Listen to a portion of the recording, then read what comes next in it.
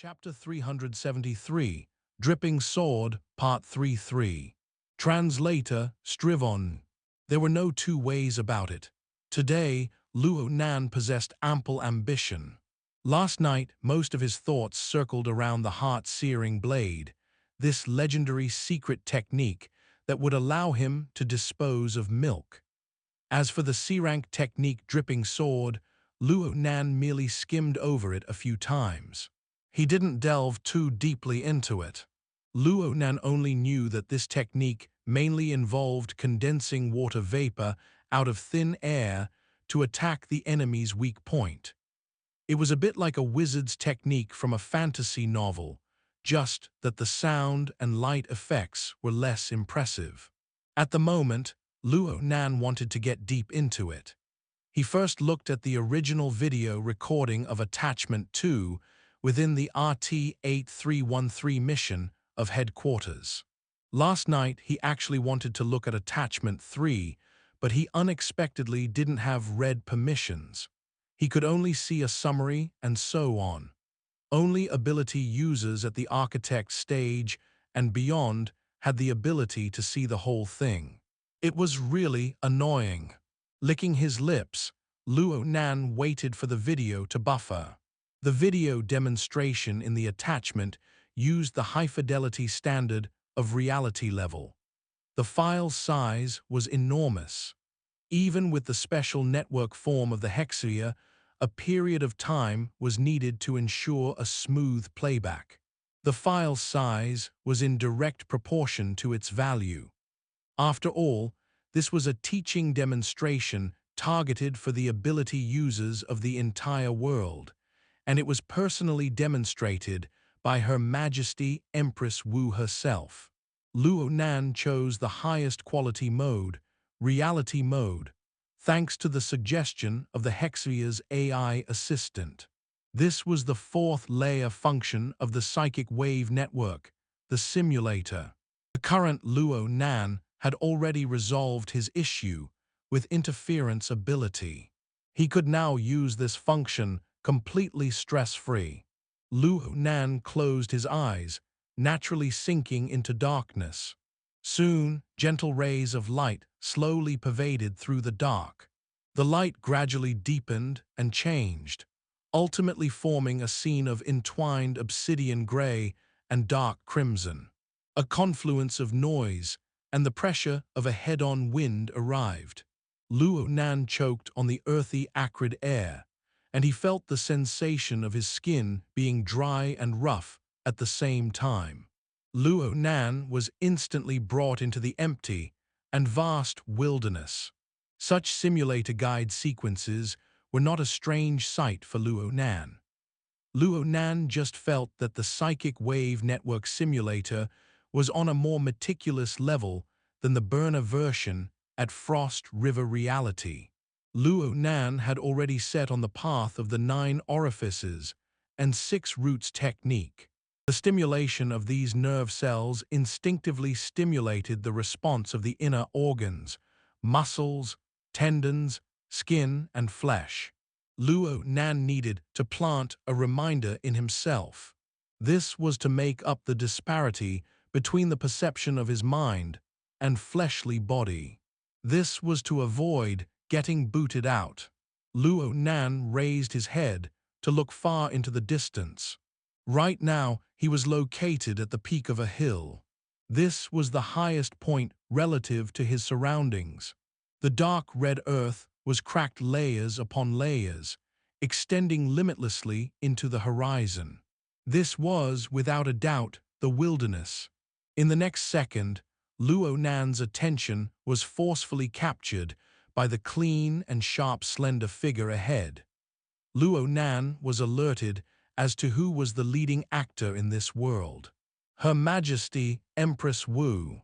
Empress Wu was just ahead, only leaving a silhouette for others to see. She was war-hunting clothes that fit her body well. The design was narrow at the waist, and the color was of a dark red. She paired it with brown boots, highlighting her aggressively long legs. Her outfit matched her gorgeous beauty quite well. She carried something fairly eye-catching. She hefted a light Gauss rifle on her shoulder. A simple and low-key ponytail covered the body of the gun, but the gun still reminded Luo Nan that they were in a dangerous wasteland. The color of her outfit was quite similar to the color of this wasteland. It could act as camouflage. It appeared quite professional, yet it also gave off a wonderful, fashionable feel. This formed quite the marvelous balance. Fine. Any guy who would find themselves faced with a stunning beauty would find similar reasoning. The rifle was not so different from a fashionable woman's purse from Her Majesty Empress Wu's perspective. They both fulfilled the visual arts. Luo Nan's mind went wild as he tried to move about in this reality. There should be enough space left behind to interact in this enormous recorded reality. But Her Majesty Empress Wu showed no reaction at all the entire time Luo Nan walked up to her side. Interactive resources haven't been saved. As Luo Nan's thoughts spun, Her Majesty Empress Wu suddenly turned around. Her bright and beautiful face appeared without reservation, right in his breathing range. Luo Nan actually took a step back. Luo Nan obviously recognized Her Majesty Empress Wu. Although he never officially met her before, he had seen photos, videos, and other materials in bamboo poles, notes on the major characters of the world course. There existed materials of every kind, especially on a woman as stunningly beautiful as Her Majesty Empress Wu. The various materials were more complete for someone like her. Of course, Her Majesty Empress Wu was extremely beautiful in Luo Nan's opinion, especially the way she laughed. In various video recordings, he always saw her reveal a smile. The smile could be reserved, bold and unrestrained, intimate, teasing, or fierce. It infused those recordings of someone who was already quite beautiful, bright, and dazzling, with vivid life. During the course, Luo Nan believed that bamboo pole had specifically chose such materials. Her Majesty Empress Wu remained famous for all these years. Luo Nan came to find out that of all the recorded materials, whether they be photos or videos, Her Majesty Empress Wu had never left behind any expressionless moments in any of them. I just felt it was all fun at first, but after careful thought, my hair stood on end. Ahem, these were bamboo pole's original words. The words came from a footnote about Her Majesty Empress Wu's temperamental nature. These words left an incomparably deep impression on Luo Nan. Her Majesty Empress Wu in the reality recording was smiling as well, of course. It was a professional smile, like that of a well-qualified host. Oh no, it was more like the smile of a tour guide. In fact, this was a reality experience of travel and adventure. With the aid of reality technology, those with aspirations could totally say hello, shake hands, and even exchange a few flowery words with Her Majesty Empress Wu ahead. It was no problem at all, not that Luo Nan thought about it. But Luo Nan withdrew. He withdrew quite shamefully. Being within reach of such a beautiful face gave him pressure as large as a mountain. Was this a flare-up of his incurable homebody anxiety? Luo Nan would like to believe that this was due to the remnants left behind from Bamboo Pole's lecture on that day. Needless to say, Her Majesty Empress Wu was famous for her beauty in her early years. Her face could be said to be openly beautiful. Her facial features and contours were without flaw. But the space between her eyebrows gave off an exceeding air. Bamboo Pole was a man who had perused through countless beauties. In this respect, he had the following to say. The so-called exceeding air was a sort of oppressive force. People are often shown a smile from Her Majesty Empress Wu, but they could feel a sort of unquestionable domineering force. When she acted charmingly, you had to indulge. When she acted gracefully, you had to be satisfied. When she acted fiercely, you had to tremble. When she acted callously, you had to fear. Any highly intelligent life form possessed relatively clear self-awareness. Thoughts of instinct were centered on the self. No one wanted to become someone else's prey. But Her Majesty Empress Wu's exceedingly good looks was turned into a sharp weapon by being strengthened from her spirit. And this weapon pointed to the weakest spot in people's hearts. Perhaps Luo Nan had scared himself. Right now, he shivered as if he was facing a sharp blade. Only when he pulled some distance did he relax a bit. Such a reaction hurt Luo Nan's self-esteem more or less. Damn it, if I'm like this when I see a virtual image, would I not immediately kneel when I see the real person in the future? Luo Nan slapped himself in the cheek. A wave of reverse psychology, commonly seen in those of his age, stirred restlessly within him. It was so much that he wanted to use the interactive function to do something. He wanted to retaliate. But then subtle vibrations transmitted through the ground at this time. Strange hululu noises were mixed within the wind, blowing past the ears. Chapter 374, Condensation Ring. Translator, Strivon. Our target has arrived. Luo Nan faced Her Majesty Empress Wu's side. He saw how well her parted bangs paired with her fluffy ponytail. It gave off a flavor filled with grace, but the impact was reduced. Her Majesty Empress Wu's voice was a little flat when compared to her stunning appearance. Her voice was rather deep, and she spoke a bit slowly. She enunciated her words extremely clearly, her tone fluctuating up and down. When paired with her smile, it made one wonder whether or not there were hidden meanings behind her words. Luo Nan felt like he was going to have a mental breakdown. Luo Nan drew in a breath and turned to look down from the hill. An ugly, hairless beast had turned up down there. Its shoulder height was definitely over 2 meters. Its body was fat and large, and long tusks protruded from its mouth. It uttered no sound with its closed mouth as it charged over, its layers of fatty flesh jiggling around. It was only 50 meters away. The scene suddenly turned tense, but Her Majesty Empress Wu explained in neither a leisurely nor urgent manner, "This is a pleated boar. A low-level mutant common in the wilderness. There's practically no research value to it, but its skin is thick and its blood is ample. Its charging power is decent. They are quite a headache in large numbers."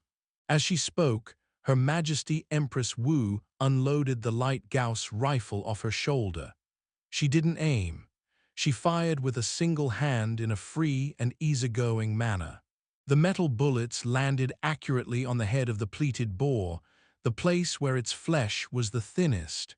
They burrowed deep inside, but with a ripple of flesh, the bullets soon fell to the ground. Blood flowed like a waterfall, covering its face with blood. The pleated boar was a bit dazed, but it shook its head and charged straight over without regard. Its state sufficiently proved that it was thick-skinned and full of blood. Her Majesty Empress Wu didn't move at all. She just smiled and continued saying, "The effect of simple physical attacks isn't great. Military firearms need a certain degree of focused fire in order to be effective. But as ability users, we can do this." The moment her voice fell, blood burst forth from the eye sockets of the raging pleated boar. This enormous mutant let loose a sharp shriek inharmonious with its size. Its body stopped, and it nearly tripped over. Luo Nan looked at the left eye socket once more. A hole had burst open from there in mangled flesh. One of its eyes had gone blind. Luo Nan was baffled. What just happened? He didn't see Her Majesty Empress Wu do anything special. Having lost one eye, the boar became extremely wild. Even if it had problems with its sense of distance, it charged over at an even faster speed than before. At this very moment, a virtual screen opened up next to Luo Nan's body, the product of excellent video editing in the form of AR. It zoomed in on the instant the boar was injured, aiding the newbie that was Luo Nan. It restored the original sequence of events, as Her Majesty Empress Wu explained. The virtual screen clearly showed translucent drops of water coalescing out of thin air the moment the pleated boar charged. The water penetrated the pupil, causing the fragile eyeball to burst. But that was all that happened. Her Majesty Empress Wu said, "I just executed a strike of the dripping sword. The effects aren't considered great. The reason I did this was to show everyone an important matter. In practical application, you shouldn't overestimate its lethality. After all, this is merely a skill on the awakened level. Improper use would cause a situation to worsen." It sounded quite reasonable, but weren't her true intentions to dissuade people from making mistakes? Luo Nan had yet to emerge from the shadow of shame, so he couldn't help harboring some subtle thoughts, a negative guess. But in the next second, the pleated boar had its other eyeball explode a good 20 meters away. The situation looked the same as the last time. The pleated boar gave another roar, but the sound was cut off halfway. Its stout body lost balance, and it simply fell to the ground, sliding forward.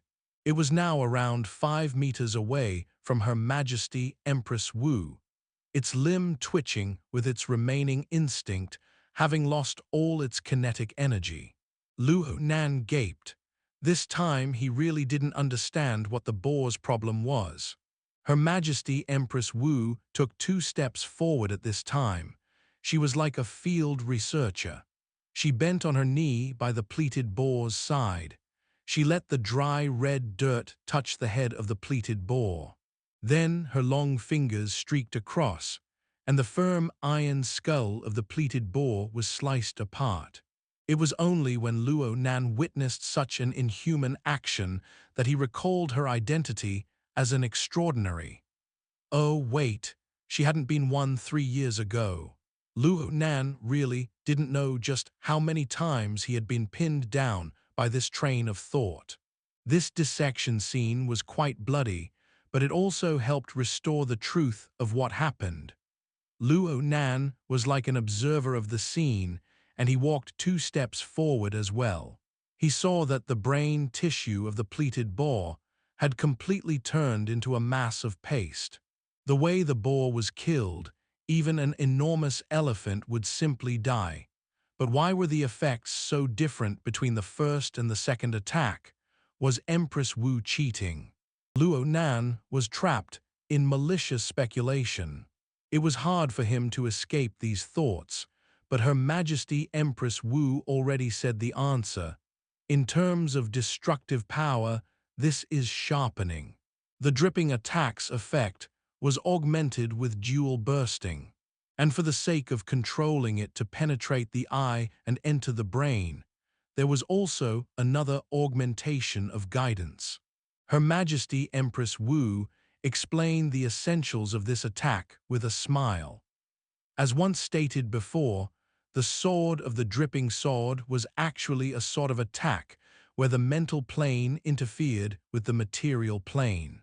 In principle, the attack was a special circuit formed through soul strength. It utilized ample soul strength to absorb the moisture in the atmosphere. A series of augmentations of sharpening, exploding, distancing, accelerating, and guiding were realized through this. This was a technique that could instantly kill. The core circuit structure of the dripping sword technique was called the Condensation Ring. Only through this structure could moisture be rapidly gathered. Sharpening, distancing, exploding, and all sorts of effects could only be realized upon this foundation. To achieve this, soul's strength needed to occupy a position close to the material plane. One had to sculpt the shape, but its roughness didn't matter, nor its durability. The important thing was to instantly form abrupt and explosive power. It's not easy to absorb moisture out of thin air. Wasted opportunities are highly likely. Therefore, the most ideal application is via the enemy's eyes, mouth, and other places with some moisture. Using the enemy as fuel allows for an explosive result when compressing and gathering moisture to the extreme. Her Majesty Empress Wu held an honest attitude. She spoke of the shortcomings of her technique in battle without concealing anything. I'll repeat once more. Pure droplets of water don't possess killing power. One needs to prepare sharpening, distancing, accelerating, exploding, and guiding. 5 augmentation effects in order for the attack to be useful. There are also 6 structures, each independent. Aside from the core step of the condensation ring, other effects are added or removed based on the concrete situation. Because of this, one must maintain a high degree of calmness and clear-headedness when using this technique in battle. However, it is very unfortunate that a considerable proportion of people is unable to do this. It has nothing to do with talent. The problem lies with one's nature. Isn't nature part of talent? Luo Nan really wanted to use the subdivision technique of root receptacle, root nature, and root trigger that he just learned to debate with Her Majesty Empress Wu. Unfortunately, doing so was meaningless in this virtual world. Her Majesty Empress Wu explained the structures of the 6 circuits comprised within the condensation ring. The virtual screen zoomed in on the model in sync with her explanation. It even showed demonstrations, explaining the matter in simple terms. It was very clear and understandable. The clarity of the reality-level recording created astonishing results when paired with the powerful broadcast function of the hexasphere. Aside from theory, Her Majesty Empress Wu casually coalesced the circuit structure. Though this was for the sake of demonstration, it was a meticulous manifestation. One could perceive just how extraordinarily difficult it was to do from the fluctuations and changes of soul strength. No wonder the file size of this recording was so enormous. Just how many resources was needed to recreate details on this level? Special techniques of the inner world had to have been applied to it. In this reality, Her Majesty Empress Wu even took the chance to do some marketing. This is an attack that is slanted for mental use at the present stage. It is a structure of art. Ability users can fully use the plasticity of soul strength in order to form a functional structure through the power of interference. From here, ability users can control the composition of many more types of matter, realizing the supernatural effect of warping reality with the mind. Luo Nan nodded over and over as he listened.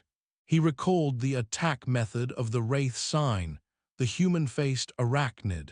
Its attacks were often realized through complicated, yet special structures. However, that fellow completely lacked a material foundation. It could only cast shadows upon the mental plane. There was also the so-called configuration that Jack had mentioned. Configuration was namely the operational structure of energy and information. It was displayed extremely clearly upon the body of a burner. Then Her Majesty Empress Wu mentioned high-end applications of the dripping sword, continuing the topic of structural arts. From what she said, it wasn't that difficult to make water droplets rupture. The hard part was to coalesce the pellet, sharpen it like a blade, and attack the enemy without harming oneself. In order to realize this, the shape of the water ring had to be sculpted extremely meticulously. The structure had to be stable, making efforts to do so very taxing on the mind. Many people lacked the resources, making it so that they were unable to reach perfection. The consumption was far too great. Lack of resources was the problem. Luo Nan was sensitive to the topic of consumption. His ears instantly perked up. Could it be that this small droplet of water that appeared and struck instantly could consume large quantities of soul strength? Luo Nan's interest soared by severalfold in an instant. It was very unfortunate that Her Majesty Empress Wu didn't demonstrate the so-called high-end applications. This made Luo Nan's negative thinking explode once more. Were you unable to achieve such results at the time? The recording ended with Luo Nan wishing for more. He had yet to look at the notes of teaching materials that Papercut had sent over, and he already obtained his own understanding just from starting with Her Majesty Empress Wu's explanation. The core of the dripping sword lay with the precision of control and improvisation just before the fight, but the most fundamental part still lay with precision. The most fundamental requirement was to sculpt the relevant sculpture on the millimeter scale. A large mold would be ineffective. Precision was necessary. Luo Nan was a precision-slanted, mentally enhanced ability user. His mental senses were first class in terms of sharpness. He naturally had the cognitive foundation for configurations. Luo Nan possessed enormous superiority in this field. Papercut was right. It seemed that this technique was specifically created for him. Oh yeah, he could also be considered an artist. Structural arts could be a type of visual arts in a certain sense. The thirst Luo Nan had toward the heart-searing blade was tossed beyond the high-most clouds for now. Luo Nan couldn't help wanting to practice this C-rank technique. His ambitions were high. He wanted to start at a high place. Luo Nan disdained this sort of short-term, unstable structure. He wanted to make a most sophisticated structure if possible. Luo Nan immediately followed Empress Wu's advice and turned on the humidifier in his room, increasing the moisture content in the air. He followed the explanation step by step, trying to carve the structure with soul strength. Though Luo Nan's ambitions were high, he naturally possessed a cautious temperament. He wasn't a fatty. He didn't seek to eat the entire complicated structure of the dripping sword in a single bite. Instead, he disregarded the 5 types of augmentation structures for now, putting his full focus on the condensation ring. The origin and foundation of this circuit structure lay in mentally interfering with the material plane.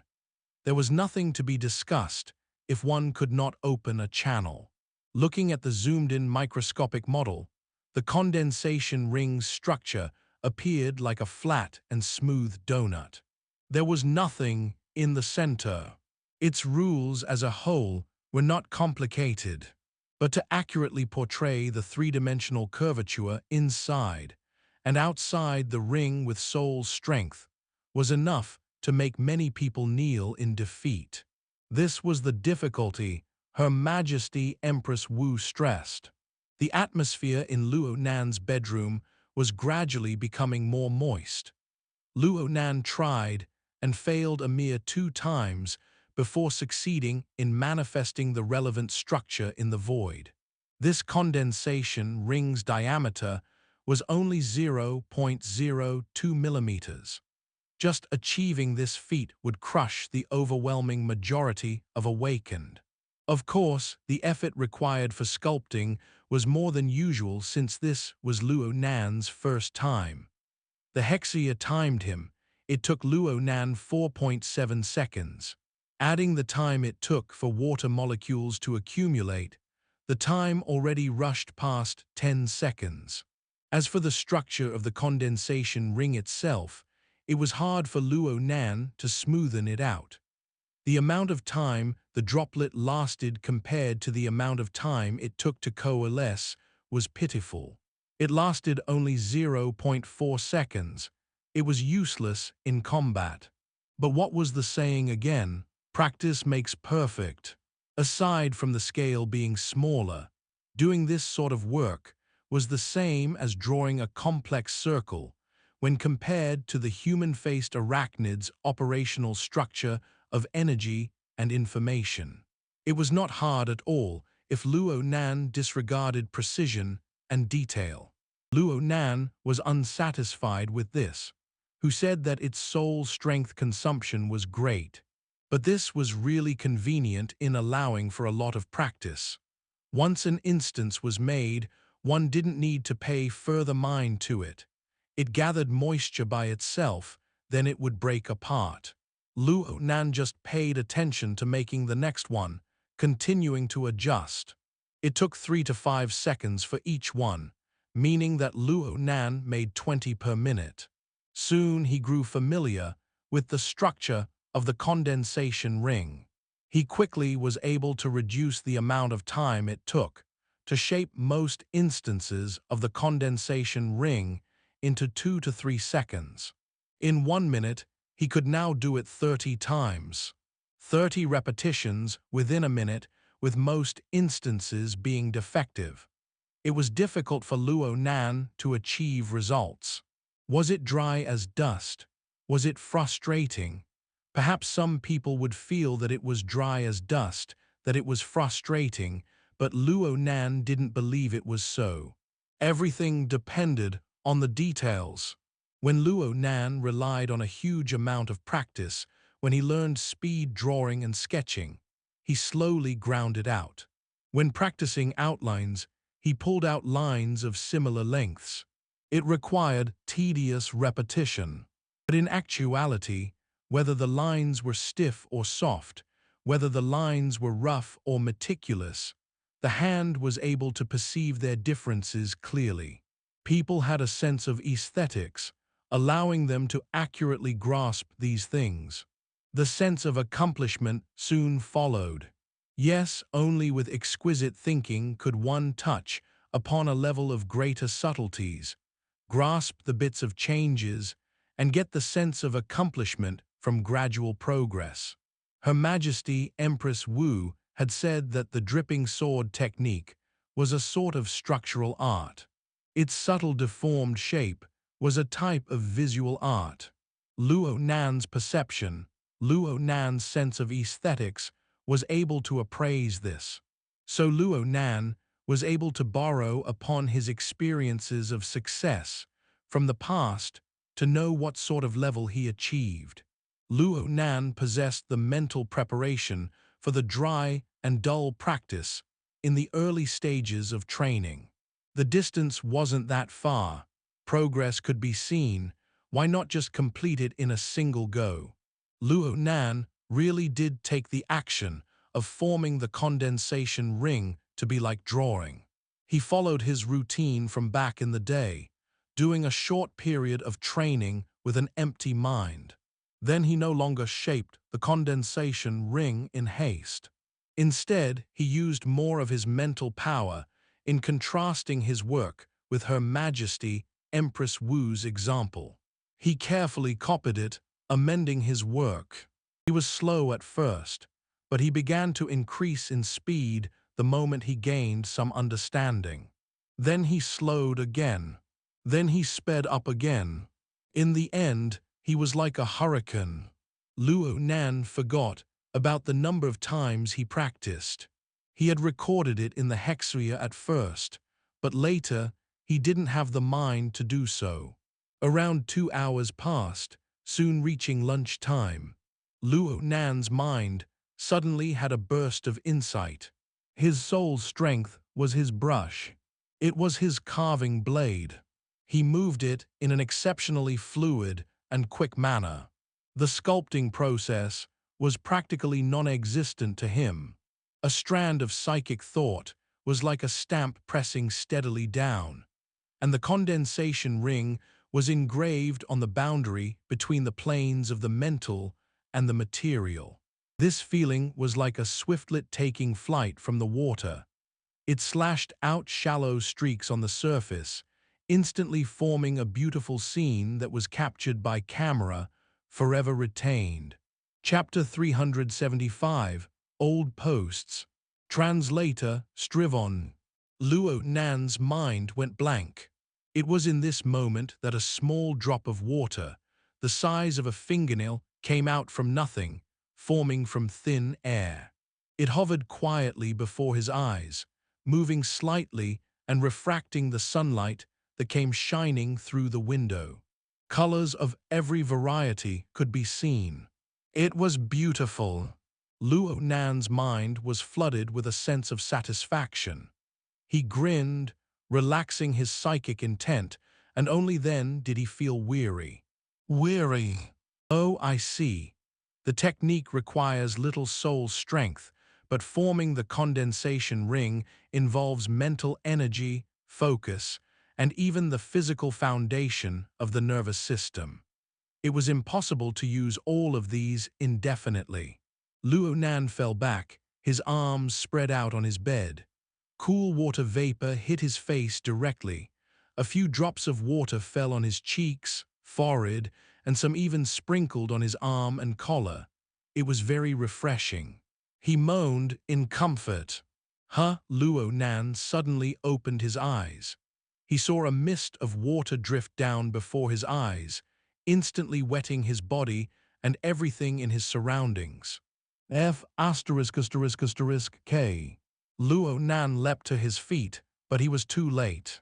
The spray of mist had ended with the sheets of the bed meeting calamity. It was damp, dripping wet. It felt utterly uncomfortable. The two notebooks were on the bed. They were covered completely in droplets of water. Fortunately, the covers were made of leather. They were fine after some wiping. As for the sheets, Luo Nan would have to move them to the balcony to dry. What the heck happened? Was there a resource crisis with the humidifier as well? Luo Nan touched the wet parts of his face. His first reaction was to turn the humidifier off. He looked at the device, it seemed to be operating normally. Luo Nan then released his mental senses. He observed the air humidity as well as the changes on the mental plane. From this, Luo Nan was able to discover clues. The residual fluctuations of interference between the mental and material planes were surprisingly intense. The sources were different and the numbers were plenty, but the degree of fluctuations stayed largely the same. They clearly affected the moisture in the air. Luo Nan formed a ballpark guess from all of this. The sculpted structures of the condensation ring had become quite reliable during the latter half of his training. The condensation ring's capability continued to increase, and after a certain quantity of water had accumulated, the water bead state naturally appeared. Luo Nan put his full focus on pondering the condensation ring structure. He wholeheartedly immersed himself in training. Only the very initial parts of his training remained as an impression. The beads of water lasted longer and longer, while the speed at which they dissipated grew slower and slower, gradually increasing the scale. In the end, several hundred water beads hovered in the room. This lasted until Luo Nan's mind relaxed, releasing his control all of a sudden. The structures descended into disorder, practically exploding all at the same time, turning into a dense mist of water. This was probably what happened. Luo Nan shook his head and sighed. He tidied up a bit and moved his bed sheets to the balcony. He walked 2 steps before he saw water glimmering from the corners of his eyes. It was a recently manifested water bead. Oh, this one was interesting. Luo Nan stared at the water bead as he held the bed sheets. He was able to confirm that all of the water drops had exploded into nothing. This was certainly true. However, according to his mental senses, this bead of water had just recently coalesced. Its source was none other than the result of Luo Nan's last instance of training. Luo Nan could perceive it. This last condensation ring structure that Luo Nan sculpted was the most perfect one in terms of shape. Its precision had reached a certain level. A wave of turbulence had caused all the gathered moisture to scatter, but the fundamental structure of this condensation ring was unlike the others. It didn't burst. Instead, it tenaciously remained there. As time passed, it gathered moisture once more to form a water bead. This gave off the sense of endless growth. Luo Nan's attention was completely focused on the water bead. His perception grew all the sharper, and he discovered that the condensation ring in the core of the water bead maintained an exceptionally close connection with him. It constantly consumed his soul's strength. The consumption wasn't large. It was mainly a trickle, but it was endless. Perhaps other mentally enhanced ability users would feel some pressure as they maintained the condensation ring for long periods of time. But Luo Nan's soul strength was affected by the high output of the format pyramid's production line. The income every second was severalfold greater than the quantity consumed by this single condensation ring. It didn't hurt. It didn't even tickle. Large amounts of soul strength was produced, yet only small amounts were removed. If this was called consumption, then Luo Nan's entire world was in an economic crisis. Luo Nan's lips pulled into a wry smile. Since such a situation was involved, Luo Nan instinctively observed himself internally with clairvoyance to look at the state of the god gear. His thoughts instantly froze the moment his psychic intent cut through. It dropped. The scene was completely different from what he expected. What had once been an overflowing vast ocean iceberg actually dropped a bit. It was lower than yesterday's normal position. This drop was astonishing. No wonder Luo Nan had felt exhausted. Luo Nan was a little stupefied. It didn't make sense. The consumption of the condensation ring had to be multiplied by 1,000, by 10,000 times in order to reach this result. Luo Nan subconsciously hugged his bed sheets even tighter to his chest.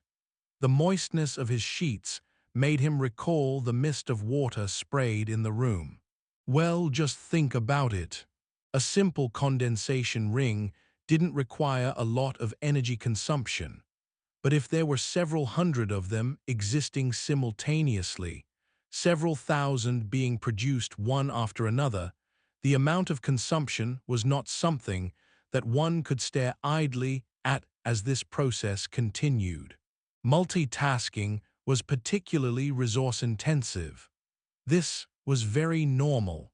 It was possible for this amount of consumption to be able to exceed the output of the format pyramid within a certain period of time.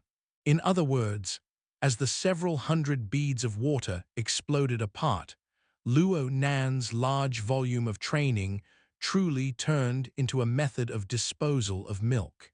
He had dumped his surplus of soul strength, stock and barrel, into the river. No, there were consequences for disposing milk, but what did any of it matter? Forming mist, evaporation, sublimation. Luo Nan started from a wry smile, but it later turned into a bellow of laughter. He even tossed his wet bed sheets up into the air in celebration. Even if the input and output were not entirely proportional, and the effects could not be said to be a radical cure, it was a pleasant delight to be able to resolve this threat. During times when symptoms often recurred, Luo Nan had never imagined that this matter would be resolved this easily. This was a rather effective contingency method he had reaped. Luo Nan's stress was immediately dispelled to nothing. The sense of freedom he now had was far too refreshing. Luo Nan's mood became great. He cast his gaze at the water bead. At this moment, it was as if he was staring at a pearl. The condensation ring gathered water vapor. There should be a limit as to how much it could gather. The volume for the growth of the water bead had already stagnated, ultimately stopping at the size of the tip of a pinky finger. It was around a centimeter in diameter. It couldn't be described as conspicuous, but it was rather eye-catching when it refracted light. Luo Nan thought for a while. He decided not to disperse the water bead for now. He wanted to see how long it could last. He wanted to see how much soul strength it could consume in total. Later, he would certainly test out the 5 auxiliary structures, with the core of the condensation ring acting as the foundation. With the bed sheets already hanging over the balcony, Luo Nan headed downstairs to eat. The water bead orbited around his body in a rather lively manner. This was done without him needing to apply the reinforcement of the heart of the ape technique. Luo Nan's soul strength was inseparably close with the water bead. The water bead was an extension of his body, and it was displaying more and more astonishing functions with the passage of time, with the power of habit. Once something became habit, one would subconsciously forget about it. Luo Nan forgot about the water bead next to his body as he engaged in a battle of human nutrition with the AI housekeeper. There was nothing else on the table. His ability to stuff his stomach full was as sound as usual. Luo Nan kept himself occupied as he gulped down his food in large bites. He wanted to flip through the teaching materials and notes that Papercut had sent him, but he thought about it, and he continued to flip through the mission announcement page. There was nothing else on Her Majesty Empress Wu's mission announcement page, but there was a forum below. It was in the form of a traditional message board.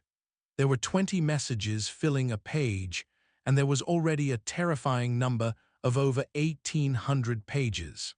There were only a few awakened in the entire world, though.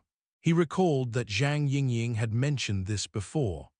The number of recorded awakened in the entire world numbered less than 70,000. By performing some mathematics, this meant that each person had to have posted at least 5 times in the discussion area. Though this amount was accumulated in the span of 3 years, though there were certainly quite a few disputes going on, though several messages might be of low value, the sheer quantity of posts truly indicated that Empress Wu's announcement was a worldly event in the inner world. The effects of spreading the name of Wu throughout the land under the heavens could be seen here. The reply area was configured in the reverse order by default. The latest message was at the top. It was posted 10 minutes ago. Its content was that of a daily kneeling. There were 2 more messages an hour earlier, showing that the discussion was still a hot topic. Luo Nan wanted to understand the atmosphere at the time. He configured the reply order to be in chronological order. He started from the beginning. The first several pages he skimmed through mainly had posts of, "Is it real or not? What a beauty. This is my cup of tea," and other useless information. Occasionally there were comments of "Careful, it's a trap to collect your soul print. These are first-time measurements," and other young information. Of course, there were also a modern Wu session. Wow, and other troll information. It was very clear. 3 years ago, Her Majesty Empress Wu wasn't considered a particularly exceptional character within the scope of the inner world.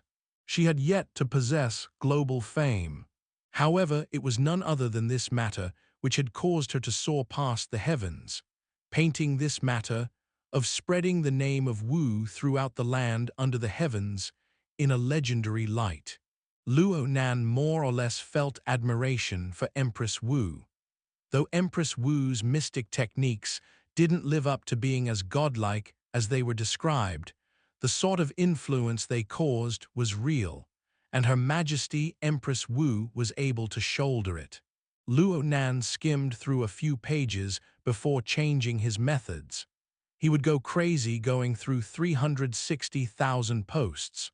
To truly look at them, one by one would fill up his time for the next dozen days. Luo Nan used the AI filter function of the Hexia to eliminate the useless chatter of information. He just looked at the best replies. Although he did this, there were still over 200 pages of posts. Many of them were tests of the dripping sword. Some had a single line of data. Some were experimental demonstrations. There were even brutal recordings of in-combat use. These were the reactions to this skill from the entire world of several dozens of thousands of ability users. But these dry goods weren't the most popular of the best posts. In the era of mass entertainment, messages that were funny and silly were bound to absorb the most attention. Luo Nan watched a series of exercises, applications of the dripping sword in a comedic manner, all sorts of absurd accidents, and all sorts of stupid disasters. The high difficulty of the dripping sword made it so that such videos were brimming with vitality. Luo Nan saw a weirdo use his own mouth to rapidly coalesce a water bead. The result was an exploded mouth. Luo Nan couldn't hold back from laughing stupidly at the dining table. He watched several videos, nearly missing the time for his noon session. Luo Nan returned to his bedroom for his noon session. He glanced at the balcony and saw his bedsheets sway slightly. His mind suddenly stirred, leading him to walk straight over. Today's weather was cloudy. Sometimes there was sunlight, sometimes there was not. The drying effects were quite typical on this day. His bed sheets were light in color. They didn't have any decorative patterns, but there were shallow traces of halos on it. They just so happened to form a half-blurred silhouette of a person. Luo Nan used the visual photography function of the Hexia to take a picture of his bed sheets in this moment. Of course, he let the water bead hovering in midair enter the camera view. He put in the title, "A Morning's Training in Exchange of Rain," and he posted it on the message area. This was sharing right. The subtle thoughts of the teenager weren't clear to the teenager himself. But in the end, his brain was clear. He posted in anonymous mode, only showing his place of registration, which was none other than the Xia City branch. Of course, there was also his registration time. Just one look would reveal that he was a budding newcomer. This newest message soon appeared at the very top of the page. Luo Nan looked it through twice, no response yet, so he happily headed to do his noon session. It was already 1 o'clock in the afternoon by the time Luo Nan cycled and filtered vital energy through the 3 inner organs of liver, heart, and spleen. Luo Nan always held complete focus when it came to cultivating. His mind was filled with such elements. He pretty much forgot about the picture he uploaded and other minor matters. Luo Nan shifted his attention to the water bead that continued to remain. Through his mental senses, Luo Nan came to find out that its core, the condensation ring, remained stable. Perhaps this little thing could continue to exist as long as Luo Nan's soul strength was endlessly supplying it. This condensation ring was undoubtedly an excellent carrier. and Luo Nan tried to further grasp the 5 auxiliary structures of sharpening, distancing, accelerating, and so on. Luo Nan was just about to replay the reality recording and study the relevant information when he suddenly remembered an excellent post he had skimmed through during lunch. The poster started with stating his dissatisfaction toward his firing speed in practical combat. He was skeptical of Her Majesty Empress Wu, believing her to be a fraud. He started off with finding faults like looking for bones in an egg. He began with the recording, analyzing the authenticity of the recording frame by frame. Though he had major doubts of the authenticity of the video, he began from a practical angle, using a variety of analysis techniques. He captured and analyzed the soul strength fluctuations that Her Majesty Empress Wu had produced twice in practical demonstration. The data was very detailed. This was an excellent starting point for Luo Nan to replay from. The reply was extremely long, requiring the use of several posts. Actually, this thread was a series of posts linking to one another. The responses themselves were of quite the size. These replies followed a cascading mode. They were scattered among posts of various hot spots. If a lurker found interest in a post, he just needed to make contact telepathically, and he would be able to see a string of posts come out. Of course, he could choose to view them in bullet commenting mode, but that was too chaotic. Luo Nan didn't like it. However, normal people would find themselves affected by the hot spots when looking at the posts. Luo Nan paid more attention to the reply chains that were larger in size. He wanted to lock onto the latter half of the lesson, but he unexpectedly stopped halfway. He saw a hot spot that was made up of a chain of over 12,000 replies. There was a video that left him a deep impression. It attracted his attention. It was not long after the start of the original recording. Her Majesty Empress Wu had her back to the viewer. It was the moment when she suddenly turned around. The original poster had spat out a few words. "I unexpectedly took a step back when I saw the beauty. This is unscientific, so I got suspicious." The connected replies instantly went off track. "Oh man, seeing the original poster take a step back makes me feel relieved. There was quite the regret at the time. Step back +1, regret +1. Step back +1, regret +10086. I can't be the only one who pounced at her, right? Raise your hand if you pounced over. Does it count if I knelt and licked her boots? The new posters tooting their horns, haven't you read the whole thing?" The original poster shared his analysis below. "Everyone here took a step back. There are fixed procedures in the recording. Its purpose is to keep you perverts a distance away." So it was like this all along. A sudden realization dawned on Luo Nan upon reading this. He wasn't the only one to have been humiliated in taking a step back. This had been the common experience of every participant. The irresistible elements within this understanding patched up the teenager's injured heart. But Luo Nan's thoughts took another turn, and he was confused once more. Were the pressure that pierced his heart in weakness, and the terror formed within him caused by programmed procedures? Chapter 376, Centennial Skill. Translator, Strivon. Emotional memories were often deep memories, yet recollection of them often appeared warped. In Luo Nan's impression, his step back was a true and willful reaction, but this hot post's analysis was reasonable and convincing. This presented a contradiction. Should I believe in the data, or should I believe in the feeling? Luo Nan chose to believe in the former for the time being, but he still held onto some doubts. He continued to read on ahead, hoping to obtain reasons that were more decisive and persuasive. By this point in the replies, the group of horn tutors were all exposed. The replies barely made its way back on topic, but it didn't take long for the latter messages to head strongly off track. Someone with the ID "won't exchange gold" posted an emoji with a fierce expression and clenched fingers, along with 3 simple words. Well, I'll say. This "won't exchange gold" was certainly a famous person.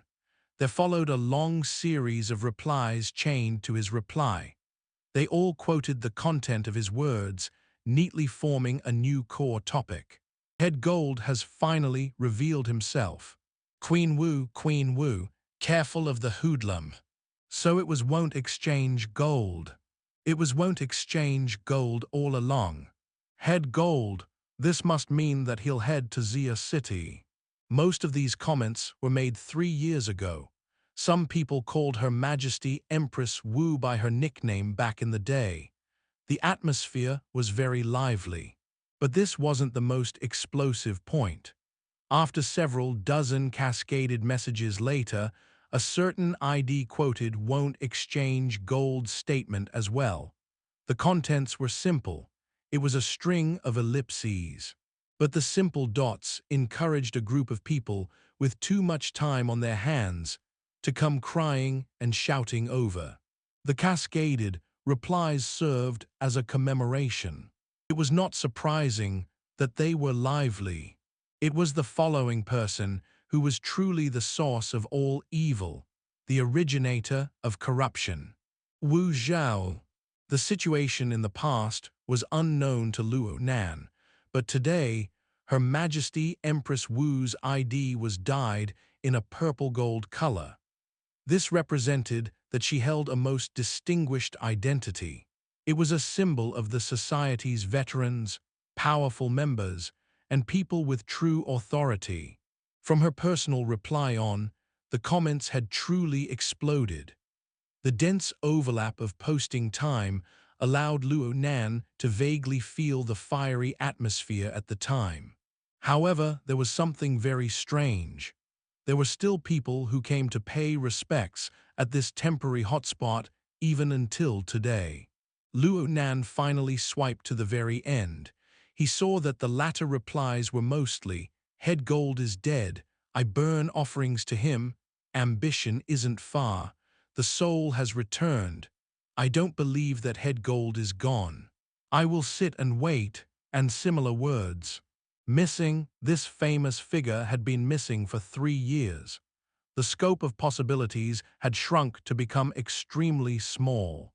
Luo Nan subconsciously opened "Won't exchange gold's" personal page. The overall color was gray, but there were lines and lines of information describing ranks, positions, accomplishments, and honors. All this still remained. Looking at this, Luo Nan understood. Back then, Head Gold was also a purple-gold level authority. He had been a branch president and the Deputy Secretary General of Headquarters. He was an elder, a veteran of the first class. A B-rank strength assessment was low for him. He was truly in the B+ ranks. As for A rank, that was left for the level of extraordinary.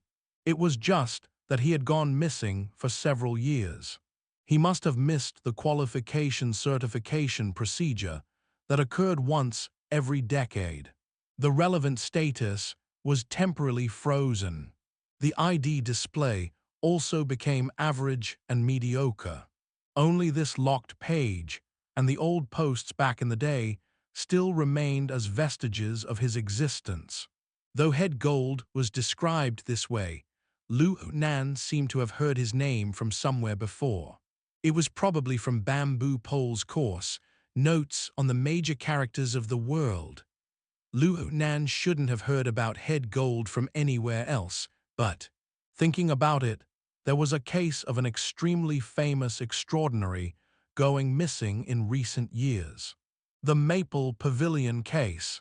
Luo Nan thumbed through Bamboo Pole's materials, and his memories of Bamboo Pole's lecture became clear. This Mr. Won't Exchange Gold was actually a legendary person. Rumor had it that he was a capitalistic tycoon and was the #1 wholesaler after the war. His net worth was in the trillions, but by random chance, he awakened with supernatural powers. He became obsessed from this moment on, to the point of exhausting his entire fortune for the sake of further progressing in his cultivation. Perhaps God was stirred by his resolution to throw away his money for the sake of cultivation, or perhaps the supernatural gift he awakened to was just that astonishing. Around the 80s, he stepped into the realm of extraordinary, becoming the #1, the topmost existence on the planet. He returned to his old business after this, entering the ocean of commerce and opening a chain of hotels called the Maple Pavilion. With his status being boosted by having brains and by being an extraordinary, the hotel chain spanned the entire world in just a few years, rushing into the top 100. Compared to his fortune from his earliest days, his net worth at the time surpassed it. There were no two ways about it. Mr. Won't Exchange Gold was the real deal. He was a true life winner. He experienced successes and wonders. But normal people didn't know of the world of experts. Though Won't Exchange Gold had opened his hotel chain in the 88 major metropolises of the entire world, he felt that this wasn't enough. He began to operate and open his hotel chain into the wilderness, to do business with the vagrants. In the beginning, he really did manage to succeed in operating a few hotels. He gained quite a bit of reputation among the vagrants, but he rushed to the wilderness yet another time to inspect the new hotels, and this time he suddenly encountered an accident and went missing. According to the results of the investigation at the time, Won't Exchange Gold's disappearance location spanned a mountainous area of nearly 2,000 kilometers. Nothing remained in this area. A powerful force had pierced the Earth's crust, detonating a dormant volcano and changing the terrain. Though the power of extraordinaries was oh so terrifying, it was no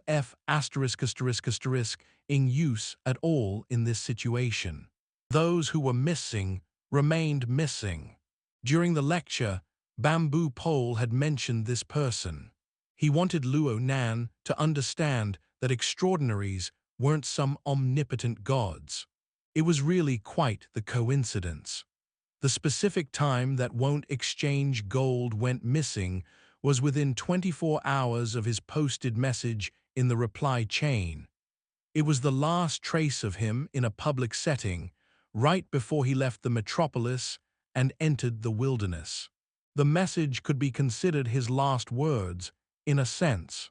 Luo Nan finally understood why there was an extraordinary amount of chained replies in such a boring topic. It was actually due to such a reason. The end of a twisted legendary tale was clearly hidden within. Luo Nan sighed. He couldn't but be emotionally affected. He sighed again and closed this meaningless analysis post, not wishing to look at it for the time being. If a youth whose greatest goal in his life was to become an extraordinary were to encounter such a situation, he would be depressed for a day and a half. Fortunately, Luo Nan's goal was a bit distanced from this realm. Luo Nan adapted a bit, no longer looking at the posts. There were other references available to him. Luo Nan had yet to go over the teaching materials and notes that Papercut had sent. He prepared to spend half the afternoon to learn, but he discovered something unexpected after opening the materials. The teaching materials actually centered on the reality recording, and it was integrated much more closely. There was nothing to say. Luo Nan could only boot the reality recording while linking reading mode. he began to work hard. The teaching materials naturally did just a passing mention of the beginning cutscene. It mainly started after the discovery of the pleated boar, when practical combat began. Sure enough, things were as Papercut said. They were both materials, but Her Majesty Empress Wu's personal explanation of teaching materials was much more detailed. It also went much more in depth than even the best replies and posts on the network. In the morning, Luo Nan was able to train the condensation ring to a certain level in a mere 2 hours of time. Because of this, Luo Nan held some fixed suspicions toward the difficulty, practical combat power, and so on of the entire set of the dripping sword technique. However, Luo Nan was forced to reassess his own superficial understanding when he saw the teaching materials that Her Majesty Empress Wu had personally created. Her Majesty Empress Wu performed a decisive analysis toward the foundation of the condensation ring, as well as the 5 auxiliary structures. She even described her thoughts when making the video, supplementing it with many applications of the technique, involving a variety of real combat environments, unexpected circumstances, changes in techniques, and so on. Luo Nan could feel that Her Majesty Empress Wu used the condensation ring as a foundation. And atop this foundation, she easily added or subtracted auxiliary structures. She even increased or decreased the condensation ring itself. She focused on the enemy's eyes and mouth, the 2 parts where one could do the most damage. From here, one could create over a dozen main categories and hundreds of types of killing techniques. Luo Nan didn't really understand some of the other categories, but his forehead sweated after a short few words involving the nervous system. A tiny little water bead, through various forms of nerve stimulation, could realize deadly, delusional, paralyzing, torturous effects, among others. Every single move all possessed strong maneuverability, as long as your control ability could reach a certain standard. As such, there were countless permutations and boundless limits. It was simply inconceivable. It was a pity, it was really a pity. Papercut, this fellow, didn't have a gift in this area, and his interests weren't high as well. His recorded notes were a bit superficial. It looked like he didn't really enjoy it. Luo Nan just hated himself for feeling diffident last night. He had just wanted to stay out of hot water when faced with He Yuan's admonishment. He wasn't able to obtain the video file of the heart-searing blade into his hands. He even skipped the dripping sword. He looked through the teaching materials and notes from beginning to end once more. He wished to continue, feeling unsatisfied. He needed to go through all the materials once more. He didn't expect to discover something at the end of the notes, however, a video material. It wasn't long, around 3 minutes in length. It was a summary speech made by President Aoyang. Papercut had recorded it on a whim at the time. There were 100 or so people sitting in the ring-shaped conference room at the time. The backbone force of the branch had converged here. Luo Nan raised his eyes to look, and he found a few familiar faces. Aoyang Chen and Her Majesty Empress Wu were standing in the center of the conference room. A little to the side, Old Man Yu was sitting in his wheelchair, taking his own corner of space. The 3 big shots of Xia City neatly presented themselves. This mid-level training course was already top-notch in standard. This made Luo Nan harbor greater expectations toward next year's training course in the spring. Generally speaking, the concluding speech of a presenter was often quite vapid. They were mainly for adulation, possessing no real meaningful content. At first glance, Aoyang Chen's path of speech was like this as well, but the method and gravity of his assessment was to Luo Nan's liking. President Aoyang said, "In the modern research of supernatural powers, 50 years have been spent starting from nothing to create the division of categories we have now. Within this period of time, over 70,000 different types have been counted when it comes merely to the application of skills. Good and bad mingle, like bud and sand flowing together. Crooks are mixed in with honest folk, like fish and dragons being mixed in together. I believe that the overwhelming majority of them don't possess any practical value that can be passed on for the far future. These skills are either so simple and crude, so many and complex, or so profound and difficult. There are no exceptions to this. In the future, we will probably only be able to view them in museums. Through these museums, people would sense just how barbaric growth has been for our era. But last year, I saw Lady Wu release the dripping sword. Its requirements for use aren't high. Its energy consumption isn't large. The overwhelming majority of mentally slanted awakened can use it. However, to use it well, to use it sufficiently, and to use it at the desired level isn't a simple matter.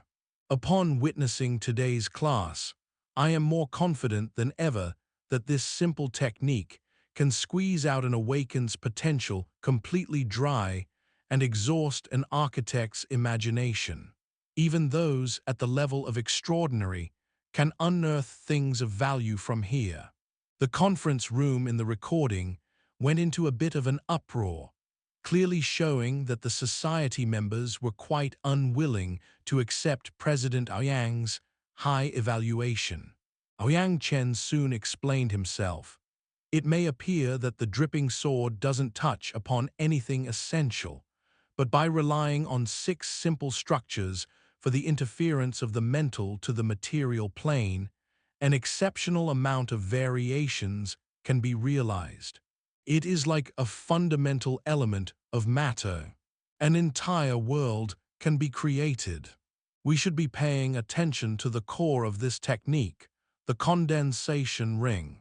It possesses inconceivable possibilities.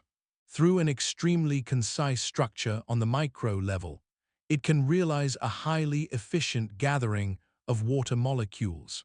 It can completely take the place of the extraordinary ability enter the micro. How can it act this way? I don't have the answer for now, but this technique, which turns the simple into the complex into the simple, a shifting between the simple and the complex that is done at will, is extremely mature, complete, and high-level. It is so much that I believe it to be an accomplishment 100 years ahead of its time. Even at its present stage, there is nothing to add or remove. There is nothing to be picky about. As a user, I know that it is so, but not why it is so. But as a researcher, I am forced to bow and pay respects to this genius and marvelous design. The President Aoyang truly did turn toward Her Majesty Empress Wu, who held a faint smile and bowed. The recording ended here. Truly kick-ass. This crude expression of admiration was delivered to both Her Majesty Empress Wu and President Aoyang.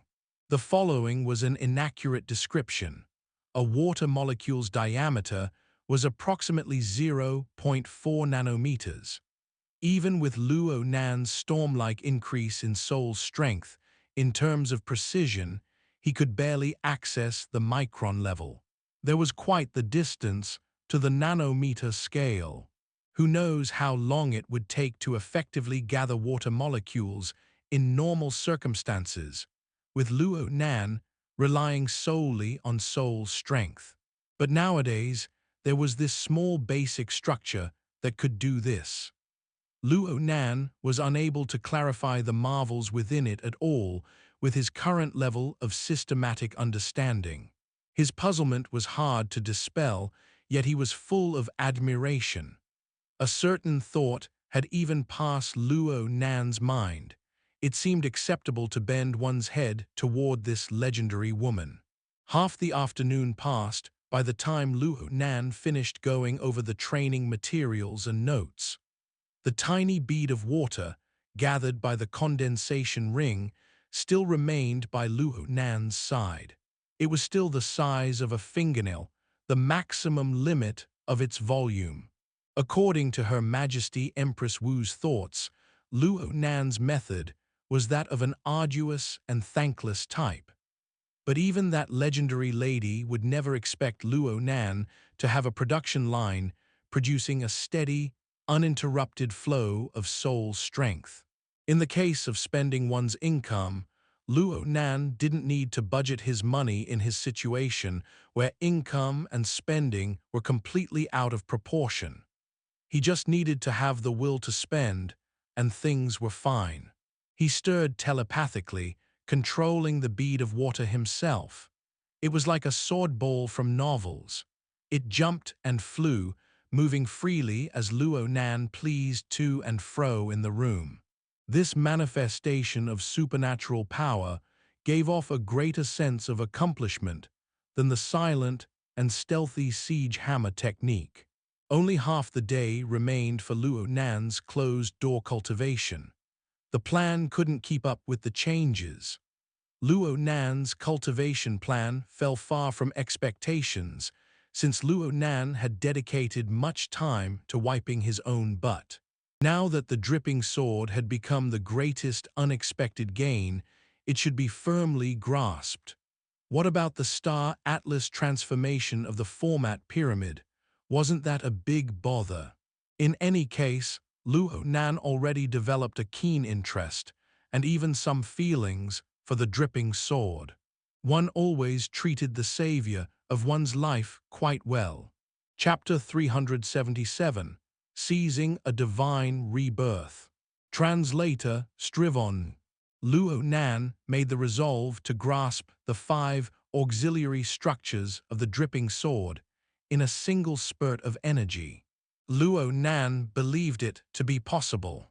The 5 structures of distancing, accelerating, sharpening, exploding, and guiding all revolved around the condensation ring. They were built upon the condensation ring. The structures weren't that complex. The precision required was measurable. This was especially true of distancing, accelerating, and guiding.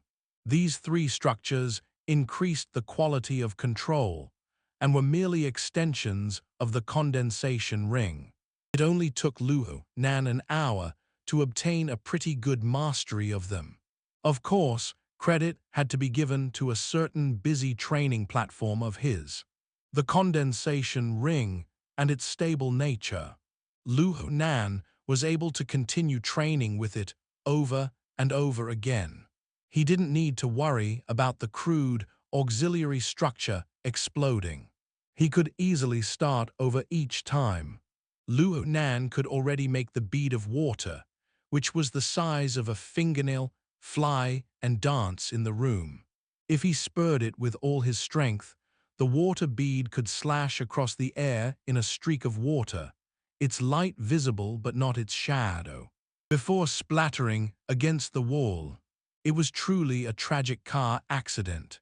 The 3 auxiliary structures exploded on the spot. All the water gathered by the condensation ring remained on the wall, trickling downward. Only the condensation ring itself stood the test. Luo Nan knew that training indoors wasn't appropriate. He cast his gaze toward the courtyard covered by the sun. The condensation ring continued to accumulate water as it was spurred by Luo Nan to crash through the mesh screen of the window. The window allowed air to go through, and the condensation ring was already on the micron level. The fine mesh had no effect upon the condensation ring. Upon flying out the window, it took 2 seconds for the auxiliary structures and water to be replenished to normal.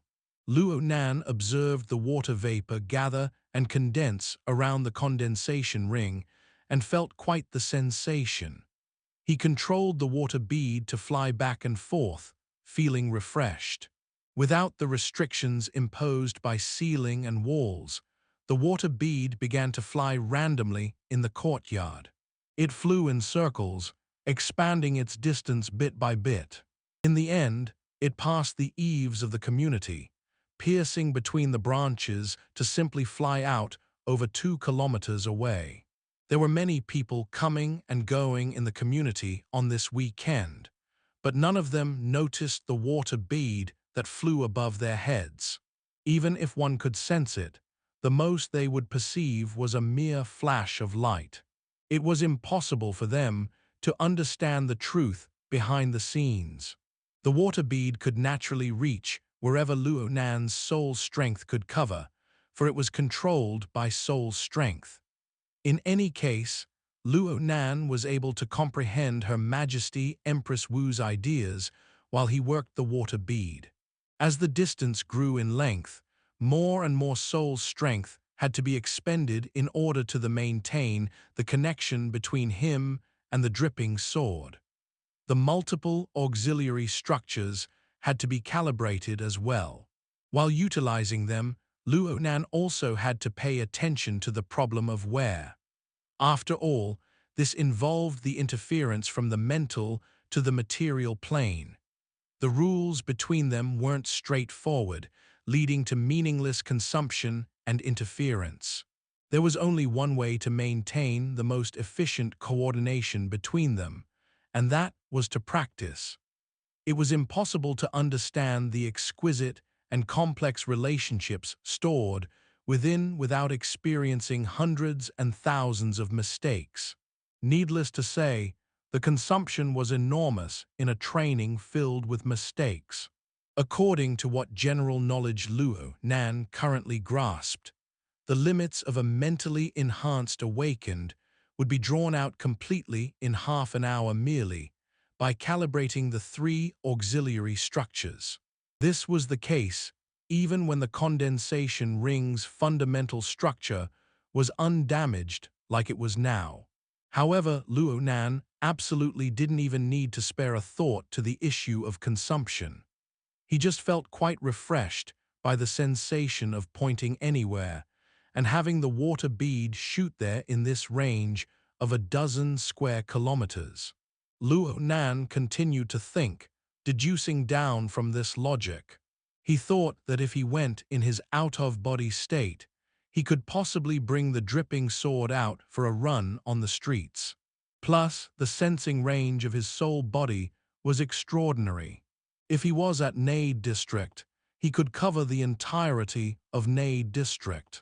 If he was in the River Wu District, then he could also cover the entirety of the River Wu District. How did this sort of dripping sword compare to the flying swords of ancient legends? Those swords could simply slice off someone's head. The thoughts coursed through Luo Nan's mind, but in the end, Luo Nan simply shook his head in self-mockery. Controlling changes was very difficult, let alone the fact that the dripping sword was very limited when it came to lethality. The most basic juncture had determined his train of thought to be merely that of a delusion. The out-of-body state was just like the shadow soul of ancient metaphysics. It had no material carrier. Though it could travel a kilometer in a single night, it was absolutely powerless toward the material world. It lacked all interference power whatsoever. So the moment he would enter the out-of-body state, the condensation ring would naturally. Luo Nan's brain suddenly became stupefied. His mind went blank for a while, and all his previous thoughts were completely wiped clean. Then his following thoughts were like grasslands after heavy autumn rain.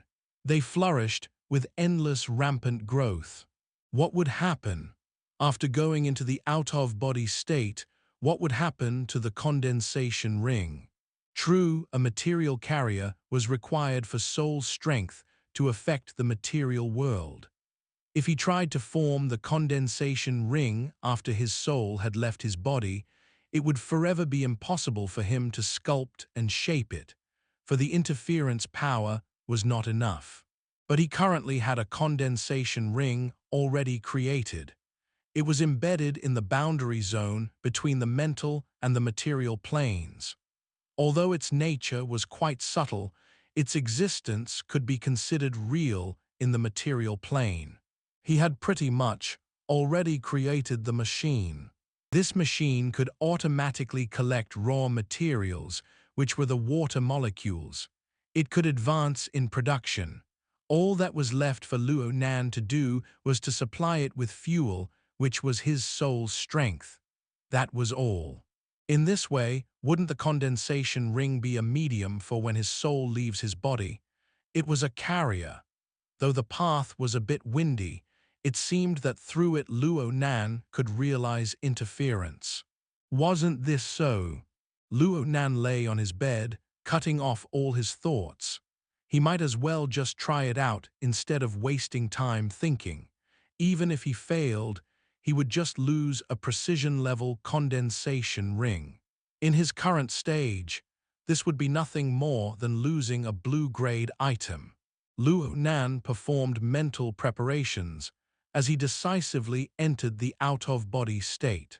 His soul body, plucked out of his body, floated outside the window in the next second. He floated side by side with the water bead, the size of a centimeter. They floated under the warm afternoon soon. It was already past midday, but the sunlight that came shining in at an angle and the dense yang energy in the air turned into invisible astral winds as before. It endlessly disturbed the soul body, sharply increasing the consumption of soul strength. This was the reason why very few of the B-rank ability users would astral travel in daytime when they first attained the realm of the out-of-body state. It was a competition against nature. Luo Nan was a student. He was only able to be this willful by relying on the production line of the format pyramid, the unending production of soul strength to replenish his energy. Luo Nan continued to disregard the issue of consumption. Currently, he was only focused on the condensation ring.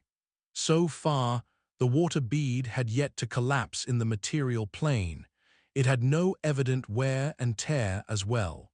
As for the condensation ring, it was very stable, situated at the core. It steadily consumed soul strength. Everything was calm, like still breeze and quiet waves. Everything was natural. This feeling was akin to the scene of the instant a swiftlet slashes the water before flight, captured by a camera lens and preserved on a photographic plate. Though the streak of water was shallow, it was engraved for near eternity. And when Luo Nan infused it with soul strength, it was like painting a simple photograph with fresh colors, obtaining vitality through a different form. Perhaps the analogical image he chose had some issues. Right now, Luo Nan's heart was filled with swiftlets, leading him to a close, yet vain realization. A realization that involved the relationship of mutual interference of the mental and material worlds. Luo Nan felt as if an operator had distorted time and space in an extremely small manner the moment Luo Nan's interference took place. This operator cut off an extremely minute section from Luo Nan's experiences in the endless river of time. The operator then used soul strength to bestow it with new meaning. A ghastly encounter. This subject was far too profound. Luo Nan's brain lay at risk of explosion from overcapacity were he to think just a layer deeper. Additionally, Luo Nan's train of thought had clearly ran off track, and so Luo Nan decided to give up on this subject. In any case, the facts before Luo Nan's eyes proved his original idea. There were absolutely no problems with continuing to operate the condensation ring after entering the out-of-body state. The two naturally exchanged and crossed. A relationship between karma and time continued to thrive. Who was contributing to whom, who was attached to whom, it formed a very interesting circle. Luo Nan came up with a faint conjecture. Perhaps other mentally enhanced ability users used similar methods in order to interfere with the material world via a soul body. They must first make a stable tool that they could attach to. It could be the condensation ring. It could also be the so-called hot air balloon, glider, and so on. A small object embedded between the mental and material planes was all that was needed. It was just like something out of this philosophy. Humans created tools to use. This distinguished them from all the other animals. Then they changed the world. Of course, not just any condensation ring could realize this function. The condensation ring created by Luo Nan was still a blue-grade item. However, it was possible for it to upgrade into a purple-grade item. The precision of this condensation ring certainly breached a certain threshold, meeting strict standards. Only in this way could it maintain long-term stability in the boundary zone between the mental and the material planes. Only in this way could the condensation ring become a tool, a machine, and not some vain attempt. Luo Nan's soul flew to the skies. His soul's strength continued to act upon the condensation ring, forming a definite and solid interference force. The water bead's intrinsic carrying capacity was still quite weak. Luo Nan had tried to exert a bit more force, and the water bead had dispersed into mist. However, the structure of the condensation ring still remained firm. It continued to gather water.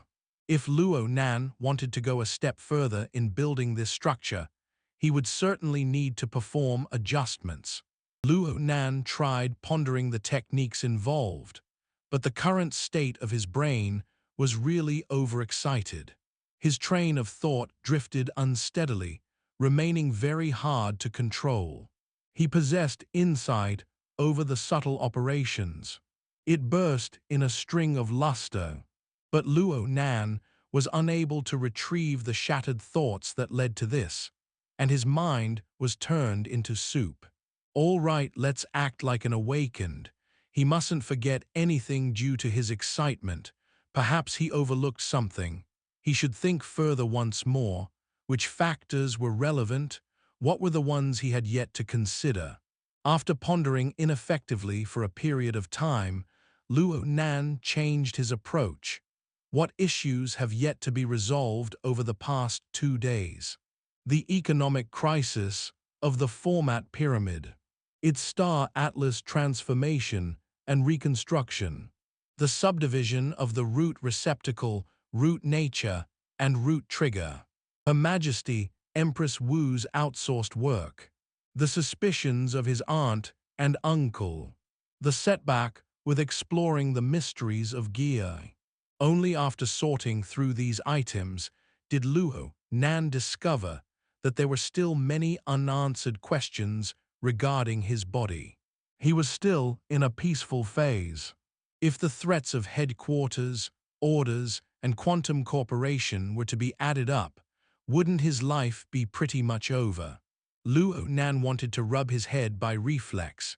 He wanted to see just what sort of person took all these threads and disturbed them into one mass. However, what moved was a soul. The body lying down on the bed in the room didn't move an inch. This was the inconvenience of astral travel. Oh, the insight of light moved like a blade, instantly severing all his chaotic thoughts. It coursed like lightning, its powerful radiance rending the sea of his mind. The hazy and dim world shone bright and clear for a time. Something was stimulated by the insight of light. It existed within the housing of his brain, yet this object was not part of his flesh and blood. It emerged, endlessly trembling from the soul's strength coming in and going out of it. The external neuron. Luo Nan had finally realized it. His mind was filled with the thoughts of the out-of-body state. In this state wasn't the source of material plane interference none other than the external neuron. On that night, his soul astral traveled to explore the mysteries of gear, but it was difficult to pass through its doors. Luo Nan speculated that it was because he didn't bring the external neuron. Then he had tried to use purely soul strength, and he had failed. After that, there followed the situation with the reverse flow of energy. He tried to have the material interfere with the mental by increasing the refinement, yet it proved ineffective. But today, the condensation ring fell down from the heavens. It brought him to wind in a bend, unexpectedly taking his soul body and easily having it cross the major juncture of interfering with the material world. With the support of the condensation ring, the out-of-body soul possessed the initial step for interference ability without needing a fleshly body. Wasn't it logical that this sort of method could be used upon the external neuron? Right. The thoughts once formed could not be stopped.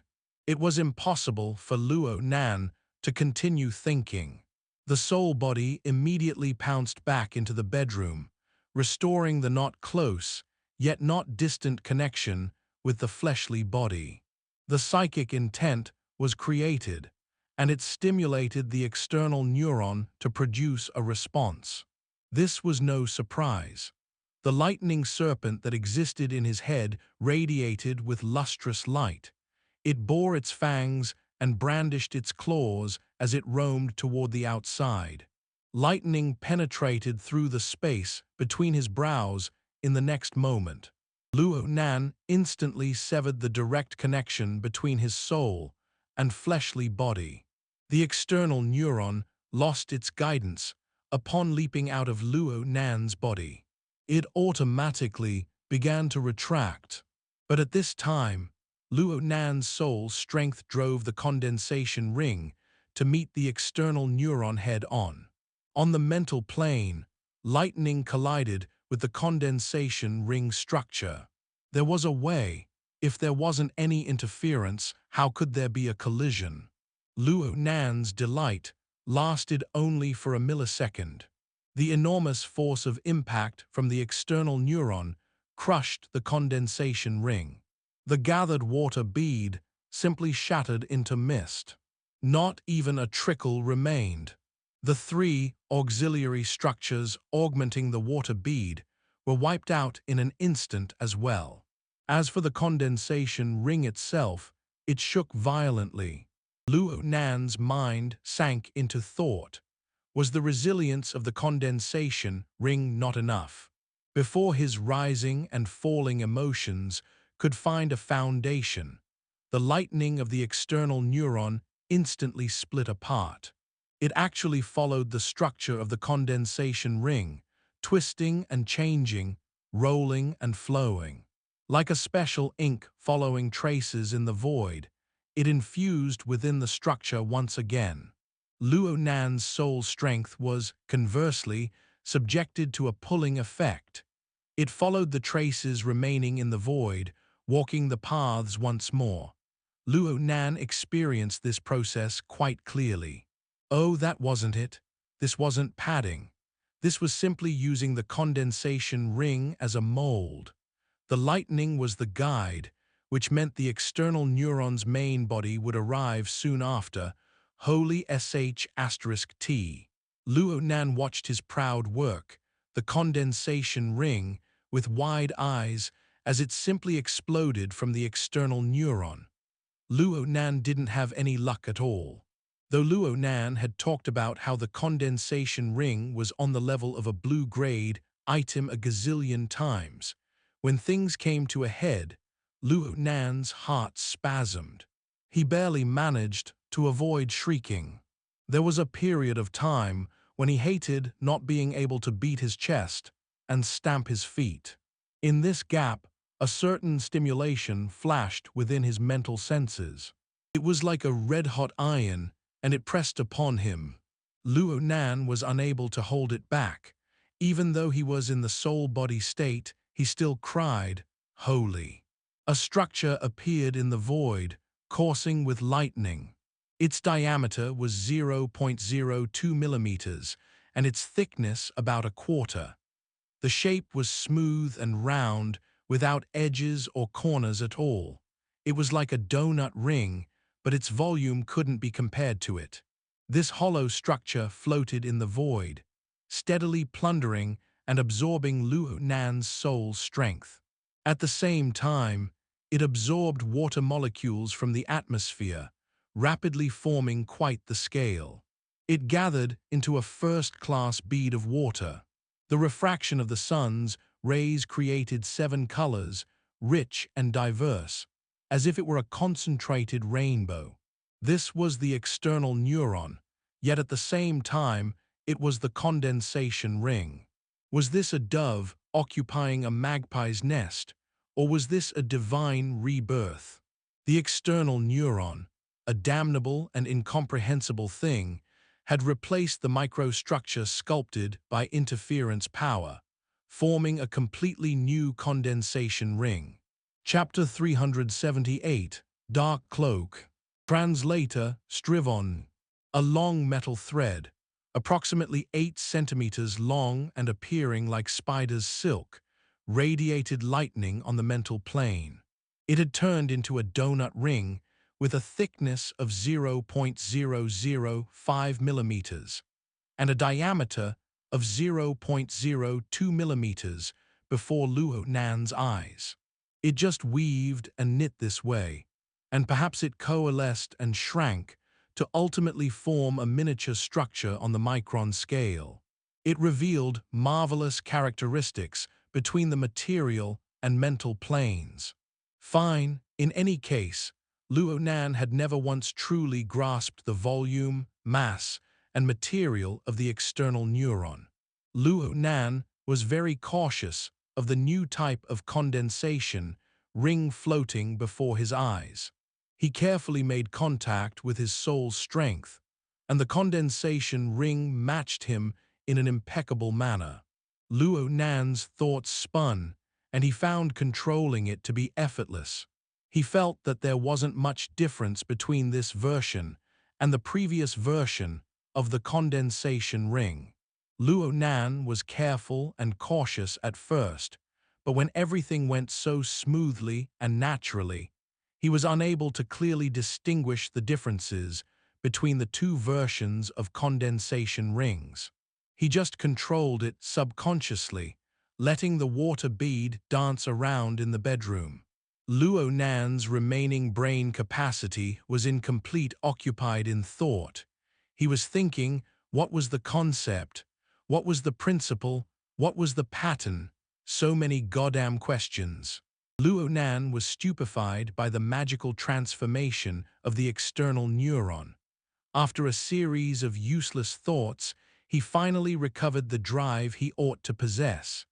The emotion boiled, knocking down all of his thoughts. Though this divine rebirth was a marvelous fortune, as it possessed a profound theory within that pointed to the essence of the cosmos, it was not enough to surpass the ecstatic emotions that were bubbling in Luo Nan's heart. No matter how great profound theories were, it was impossible for them to surpass reality. Wasn't this true?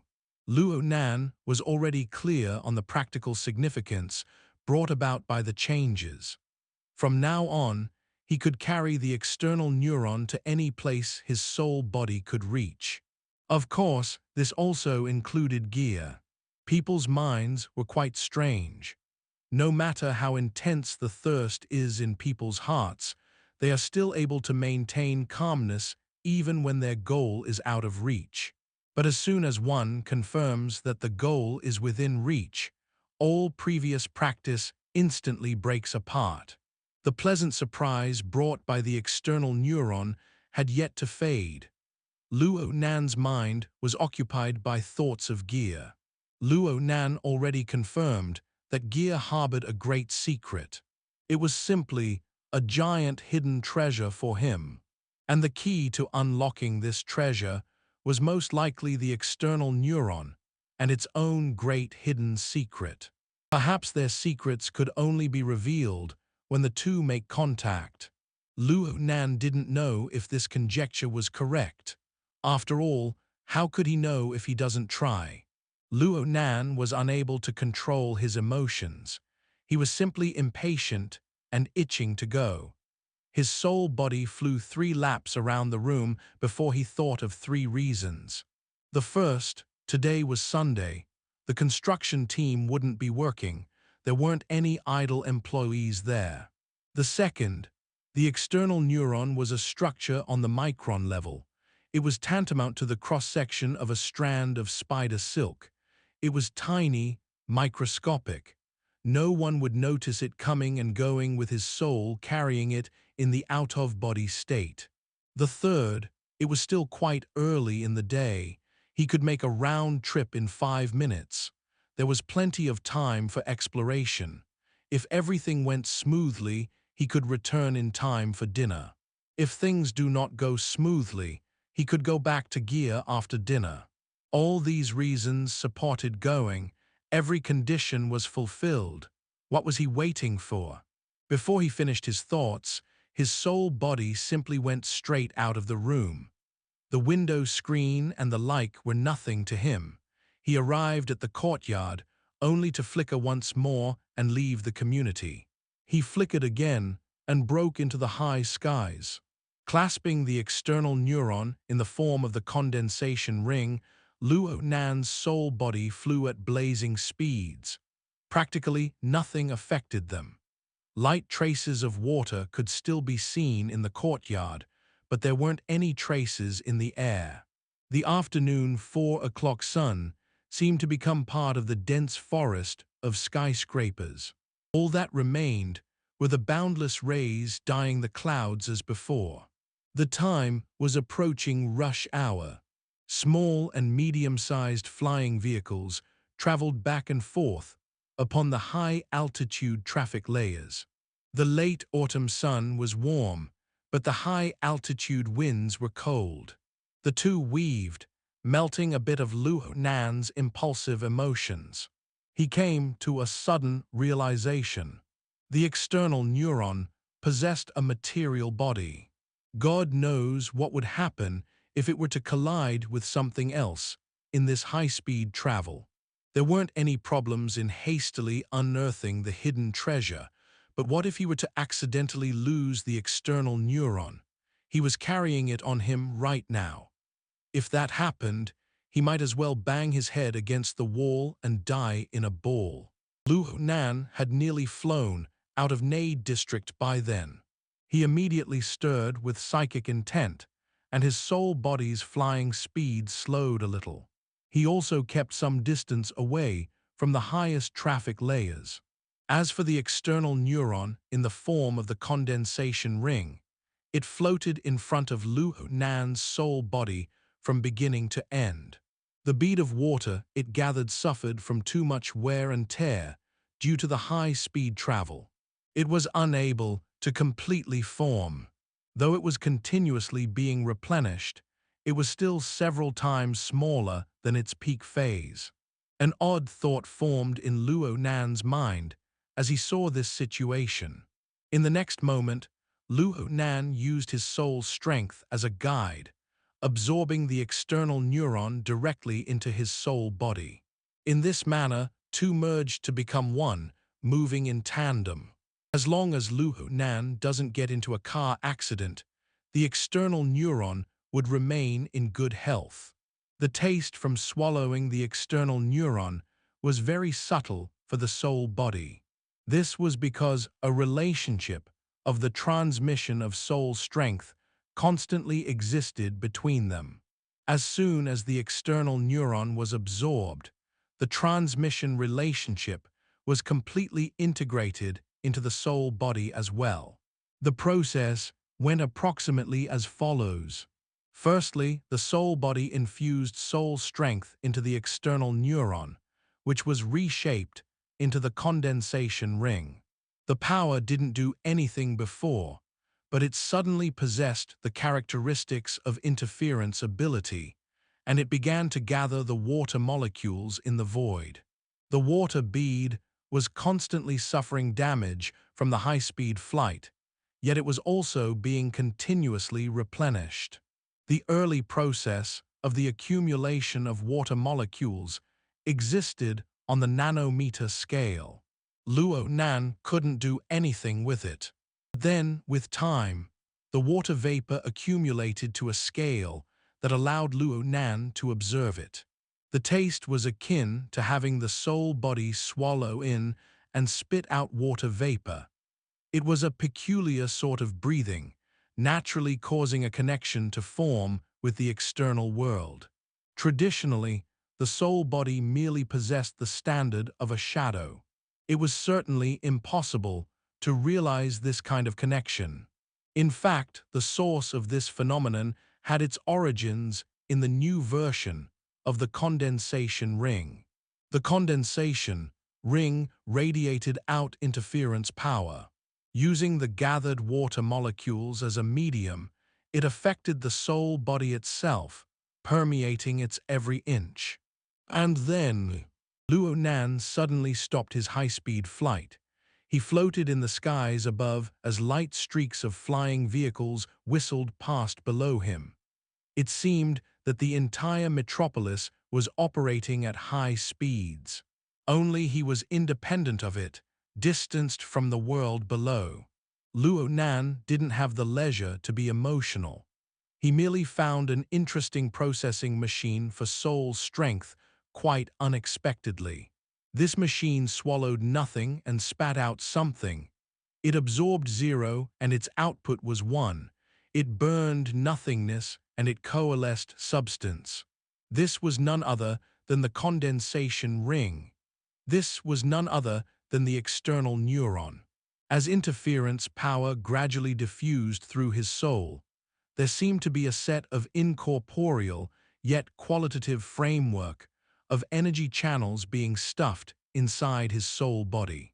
It was like putting on flesh and fascia of the same nature. Fine, this description was far too exaggerated.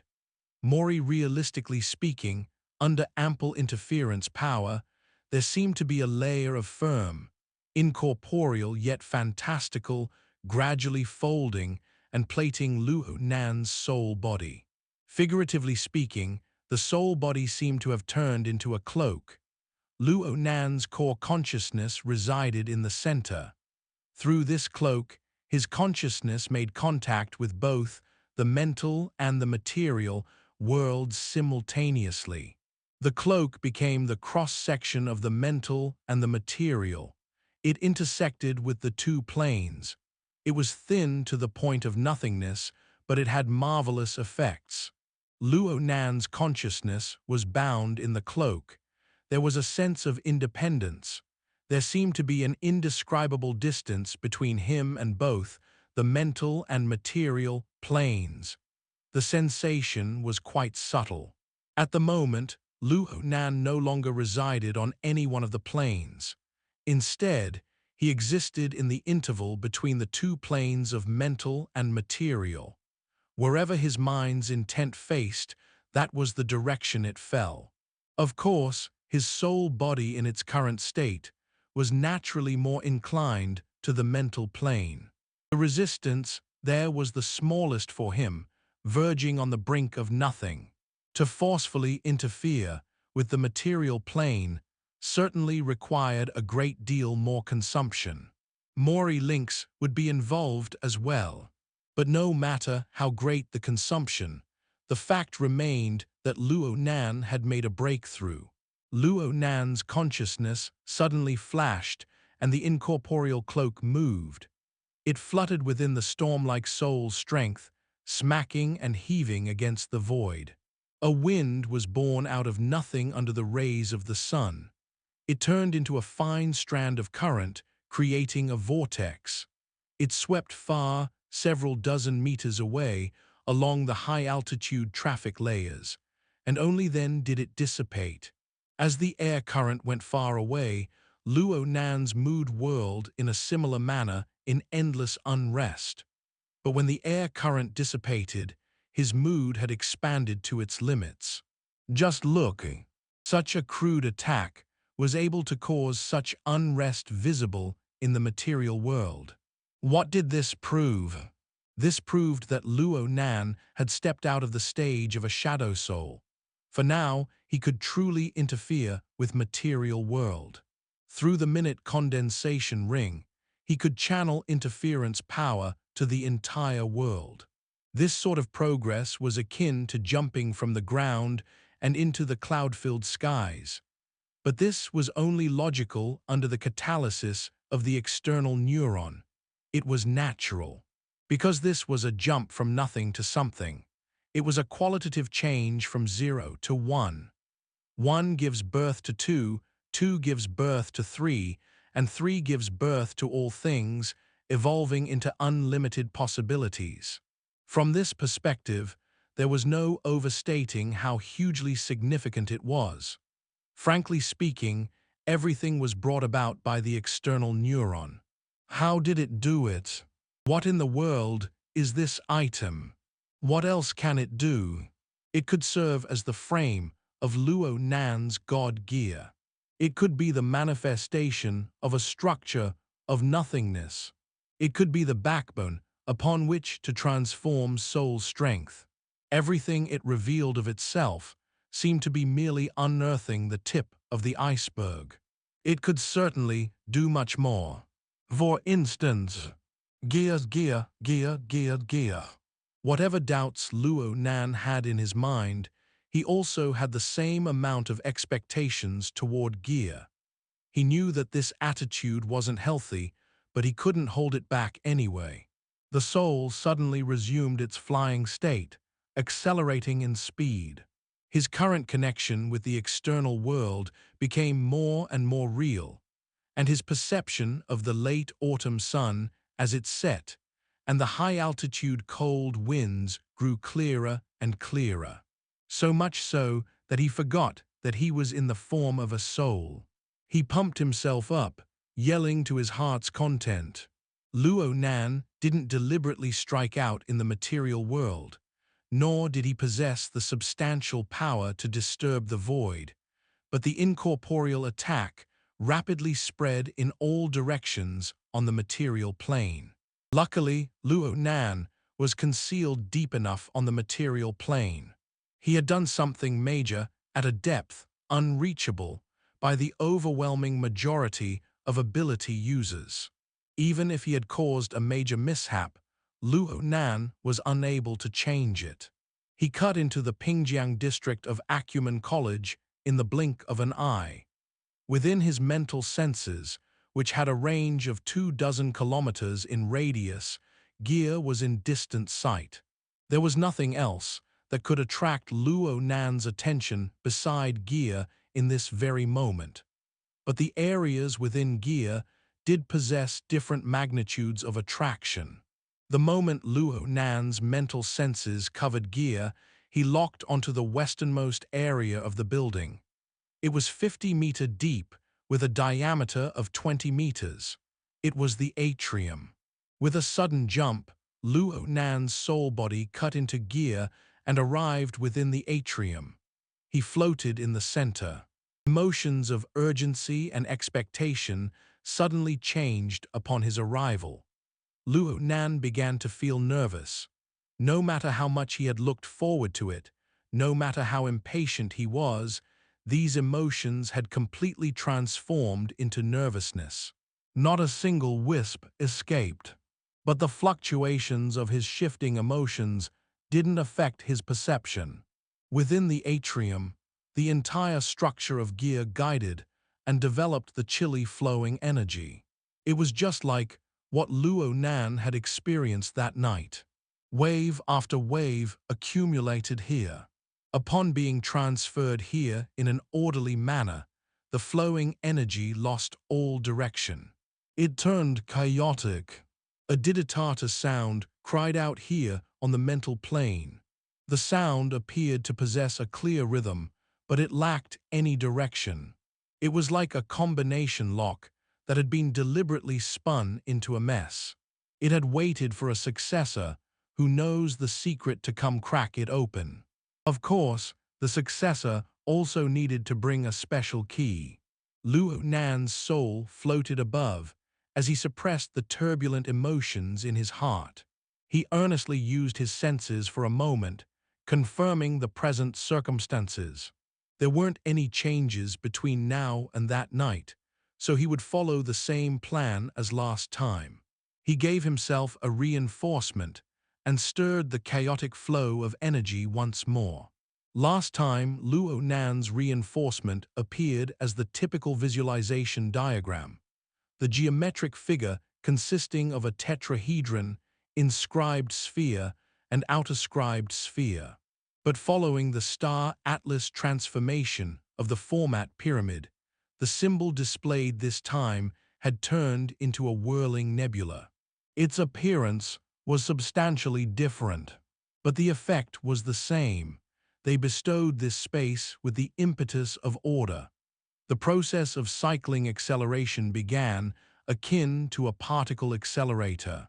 Once this process started, it was no longer an option to decelerate or stop.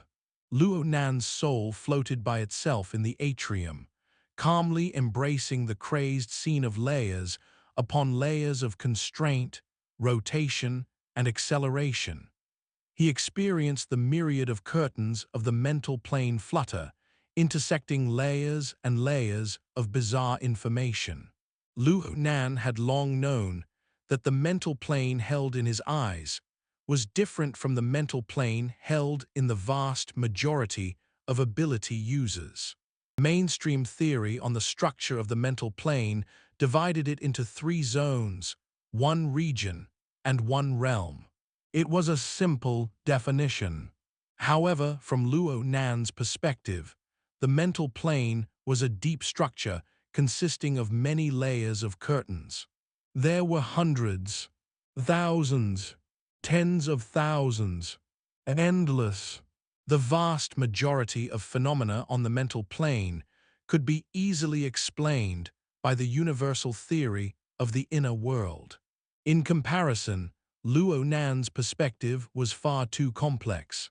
However, Luo Nan had never encountered an explanation capable of describing President Aoyang's logic world, capable of being more accurate and close-fitting than his many curtains perspective. Yes, logic world. Luo Nan had never stopped thinking about the strange phenomena in the atrium these past 2 days. He could already feel it. The atrium cyclotron he perceived now was actually a bit similar to the logic world. At the very least, they were both methods of warping the mental plane. Of course, there were many differences between them. Chapter 379, In the Cloud. Translator, Strivon. From Luo Nan's perspective, President Aoyang's logic world was a complex structure channeled through the mental plane. It pulled the distant plane over, forcefully linking it with the material world. It was like casting a fishing line. It appeared to be a very casual action, but its aim and logical nature were extremely powerful. It was just that outsiders had no way of knowing. And under the form of the atrium cyclotron, Luo Nan's bestowed order was the core. Luo Nan stirred hard with his order, causing the surrounding region to warp and weave, pushing outward layer by layer. It was like holding one end of a bedsheet, then twisting and moving it with force.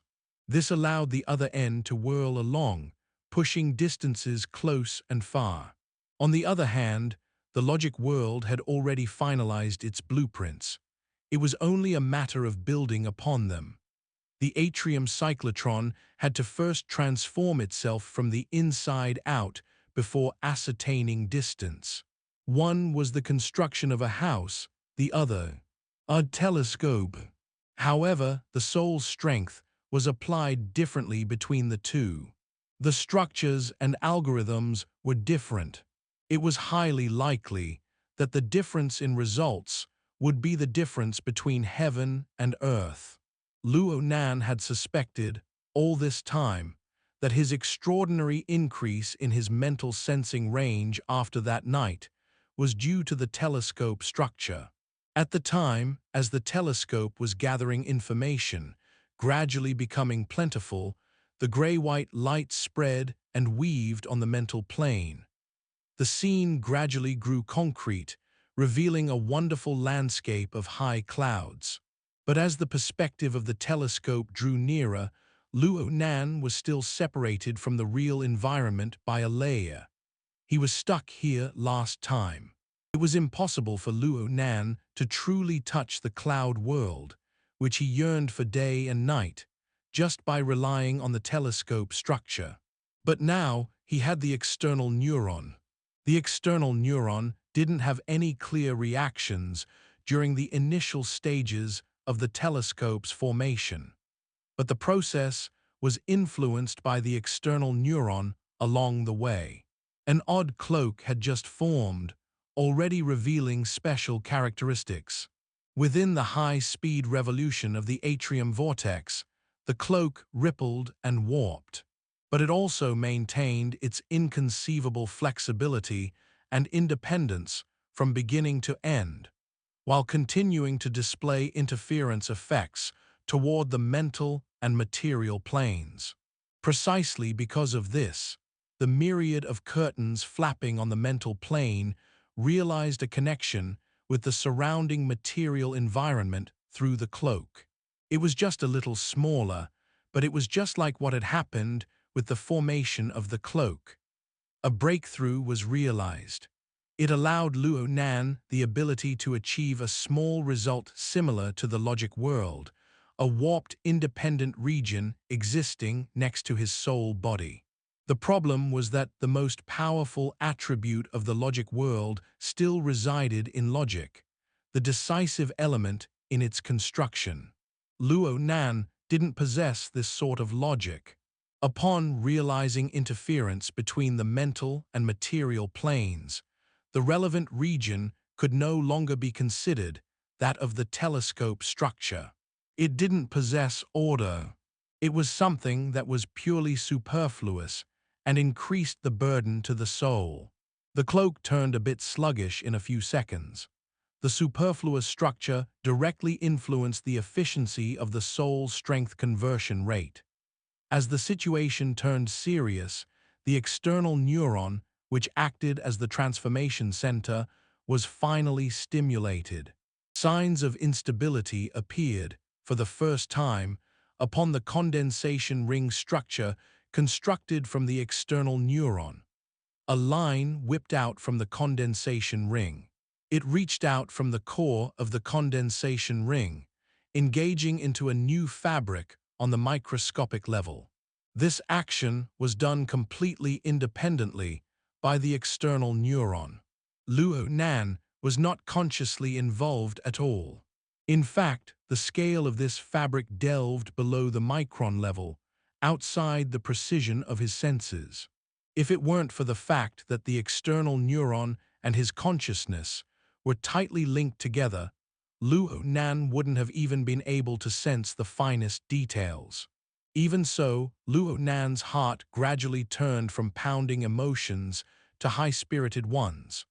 Though the fabric of the external neuron was unclear to him, the chilly flowing energy and the changes in the curtains were clear and easy to see. As the rotation accelerated, the chaotic order from the distortion and interference between the mental and material world began to reveal sections with rules. The corresponding interference power no longer clashed and fused against itself. Instead, it accumulated layer by layer, revolving and cycling, realizing a certain projection with the telescope structure. If the angular velocity of the telescope was considered to be a 10, then the region where Luo Nan could interfere and warp would have an angular velocity of 1. For every 10 revolutions of the telescope, the interference area would have 1 revolution. They accurately followed a rhythm, but the tempo was gradually increasing. 10-1-10-2-10-3. The angular velocity of the telescope was relatively stable, but the angular velocity of the interference region continued to increase. Clear signs were already forming on the material plane. Within the center of the atrium, rays of light clearly distorted the void. They cried like the plucking of strings, vibrating without end. If Luo Nan hadn't angrily destroyed the majority of the lighting monitoring system 2 days ago, these rays of light would not be hidden from anyone. How would Luo Nan have the leisure to attend to this? Luo Nan's soul resided in the core of the distorted void. He experienced the scope and speed of the distortion firsthand. The cloak was no longer sluggish. Instead, it accumulated astonishing quantities of potential energy with increasing speed. Luo Nan's emotions were pushed to greater heights as well. He was trembling inside and out, in both body and mind. Luo Nan had guessed right. No matter the state of the external neuron, its existence had an extremely important significance toward gear. It was like a key. It was inserted into the keyhole and twisted in accordance with the corresponding rules. The heavy door was slowly opening toward him. 10-4, 10-5. In other words, when the telescope structure, which was driven by his soul's strength, made 2 revolutions, the interference region then made 1 revolution. Their angular velocities were perfectly rhythmically connected in this moment, and Luo Nan's consciousness instantly went white. Because in this very moment, the piles of gray clouds that had always been in his mind collapsed downward without any warning. It was as if the entire sky was falling heavily down upon him. Luo Nan only realized it in the next second. The heavens hadn't turned over. Instead, he had pierced through the cloud-filled skies. Heaven and earth had swapped places. Luo Nan crashed in the depths of a few unbounded cloud layers of gray. With the existence of the cloak, Luo Nan still had some real experiences in his perception of the external world.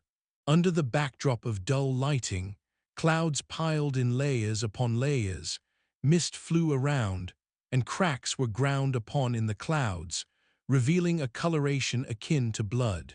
At the same time, a chill was let out, as well as the ear-piercing scream of winds. This place was like a high-altitude region. It was probably the upper troposphere. The air currents were intense and violent, bringing about an endless tsunami of mist. They carried mist, water drops, and ice crystals that rumbled across fiercely and wildly. The astral winds split apart the cloud layer at their gaps with their gale. Luo Nan could see a vaster space below the thick layer of clouds. It was like the fields below were covered by a conflagration. Blood-red light shone through the gaps between the clouds. This was the light that shone upon here. Yes, this is it. This is the place. Luo Nan looked all around with his eyes. He saw the cloud world that appeared in his dreams time and time again, and he was taking in this incredible, yet real scene. Even if he didn't know his bearing, finding it hard to distinguish between east and west, the pressing and wavering emotions that had built up over the course of 10 days were finally knocked dead. Like hammering in the final nail, they were slammed to the ground. Luo Nan yelled once more, spurred by passion and excitement. This time, the cloak lifted mist and ice crystals that rumbled into a gray-white wave of air. But soon, the wave was leveled by the whistling astral winds of the high skies. The wave was destroyed amongst the flowing clouds, disappearing without a trace. A portion of the vileness of the environment was seen here. Well, it didn't matter how terrible the environment was. Luo Nan had entered this place with his soul body.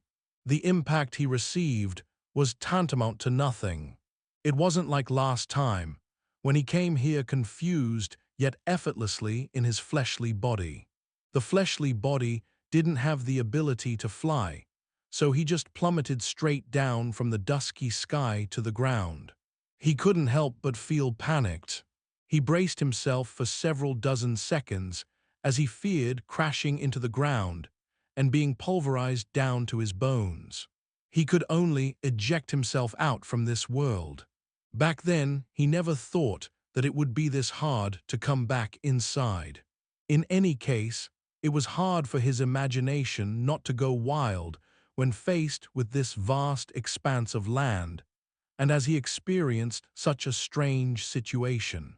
In the final stages, Gear's atrium transformed from a telescope to a launching silo under the magical effects of the external neuron. Luo Nan had been transporting directly to this unknown base, somewhere in the middle of the clouds. God knows how far away he was from Xia City, from Gear. A few hundred kilometers. Luo Nan had never heard of such an environment near Xia City. Over 10,000 kilometers. Well, this was quite a fantasy. This was an arrogance on the level of extraordinary powers. It was useless to indulge in flights of fancy. Though this time it was quite difficult to enter. After entering, things became easier than last time by 1,000-fold.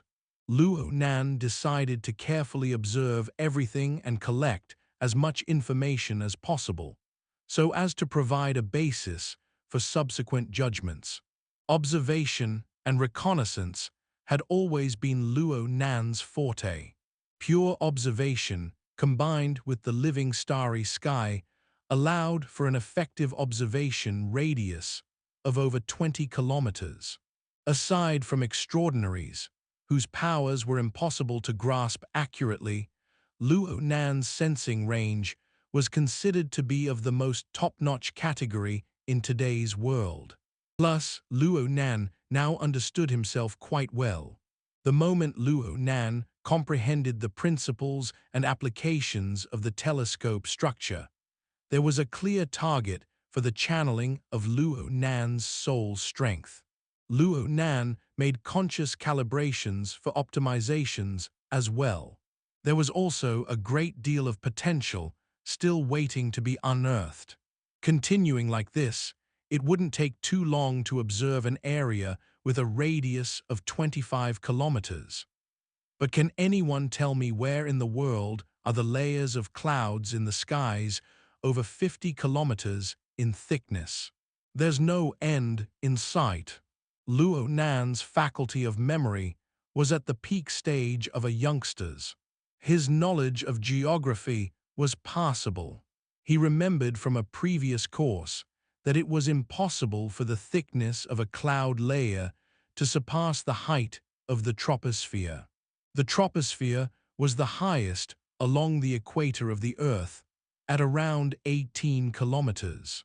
The troposphere at the poles was around 8 kilometers in height. What the hell was up with this 50 kilometers of cloud layer? Yes, he had been too cowardly last time. He only lasted a dozen seconds before he was pushed out. From looking with his clairvoyance, he realized that he could have been falling for a full 5 minutes and still not be out of the thick cloud layer.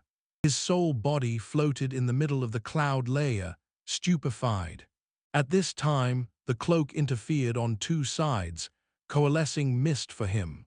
The mist formed a fuzzy outline of a humanoid figure. It was highly likely for this figure to become more lifelike with the passage of time. Luo Nan didn't care about this.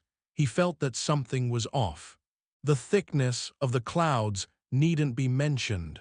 The blood-red color shone for ages, never retreating, within the warped split gaps among the clouds. He had believed that this color was due to a great flame burning below, or perhaps the effects of a volcanic eruption. He was prepared to use this to further clarify his specific coordinates. But right now his mental senses, which he was oh so proud of, weren't able to sense anything other than the cloud layer, let alone being able to verify the presence of some volcano. In other words, Was there really a volcano? Luo Nan sank deep into puzzlement. He continued observing. The living stars unfurled before him, revealing the ecology of this misty area within his sensing range, in the form of a simple picture. Several believers, around the core star cluster of the self-format, began to display their effects. But the living beings further away were different from those in the past. This was quite an embarrassing batch of living beings. The vastness of the cloud area was inconceivable, but the density of living beings was truly worrisome. Luo Nan was only able to discover a couple of kittens within his sensing range of 24 kilometers in radius. There were just very few. Right, what were they just now? Kittens. Before Luo Nan's thought became clear, a thick sheet of mist exploded silently around 12 meters away, the smoke dispersing in all directions. A shadowy streak of dark crimson flared out of thin air. Its haste was like lightning as it struck the cloud layer and threw itself toward Luo Nan in the blink of an eye. The thick and solid arm came over like a storm, its sharp claws warping Luo Nan's perception. Boiling killing intent only now exploded in manifestation. A terrifying attack, akin to a volcanic eruption, was launched not on the material plane, but on the mental plane. Calamity was on Luo Nan's doorstep, leaving no room for the workings of thought. Luo Nan could only perform the most instinctive reaction of all. He used the cloak to interfere with the mental plane to the maximum, caring for nothing else, and his soul body simply escaped to the deepest accessible depths on the mental plane. The fuzzy figure formed from the coalescence of mist shattered to pieces with a rumble, becoming water and smoke once more. The attack on the material plane had struck thin air. However, the most fatal of attacks still lay within the mental plane. Luo Nan had been thinking of volcanoes just now, and right now there truly was a volcanic eruption on the mental plane. It was as if Luo Nan had returned to the very beginning, when he had experienced the terrifying might of the human-faced arachnid. He watched the enormous wraith burn and expand in the void as it roared toward the skies. The enormous wraith's claws came slashing over, creating a smoking and flaming column, akin to a real volcanic eruption, as it slammed through the cloudy skies. The mental plane jolted and shook. The burning demonic claws, full of desire to destroy, chased the tail of Luo Nan's soul body. The wraith crushed several hundred layers of the mental world's curtain structure in its wake, moving like a shadow behind Luo Nan. Luo Nan could feel the breath of the Grim Reaper. However, the Grim Reaper's scythe was unable to hook onto its target. Luo Nan didn't know just how deep he had dived into the mental plane.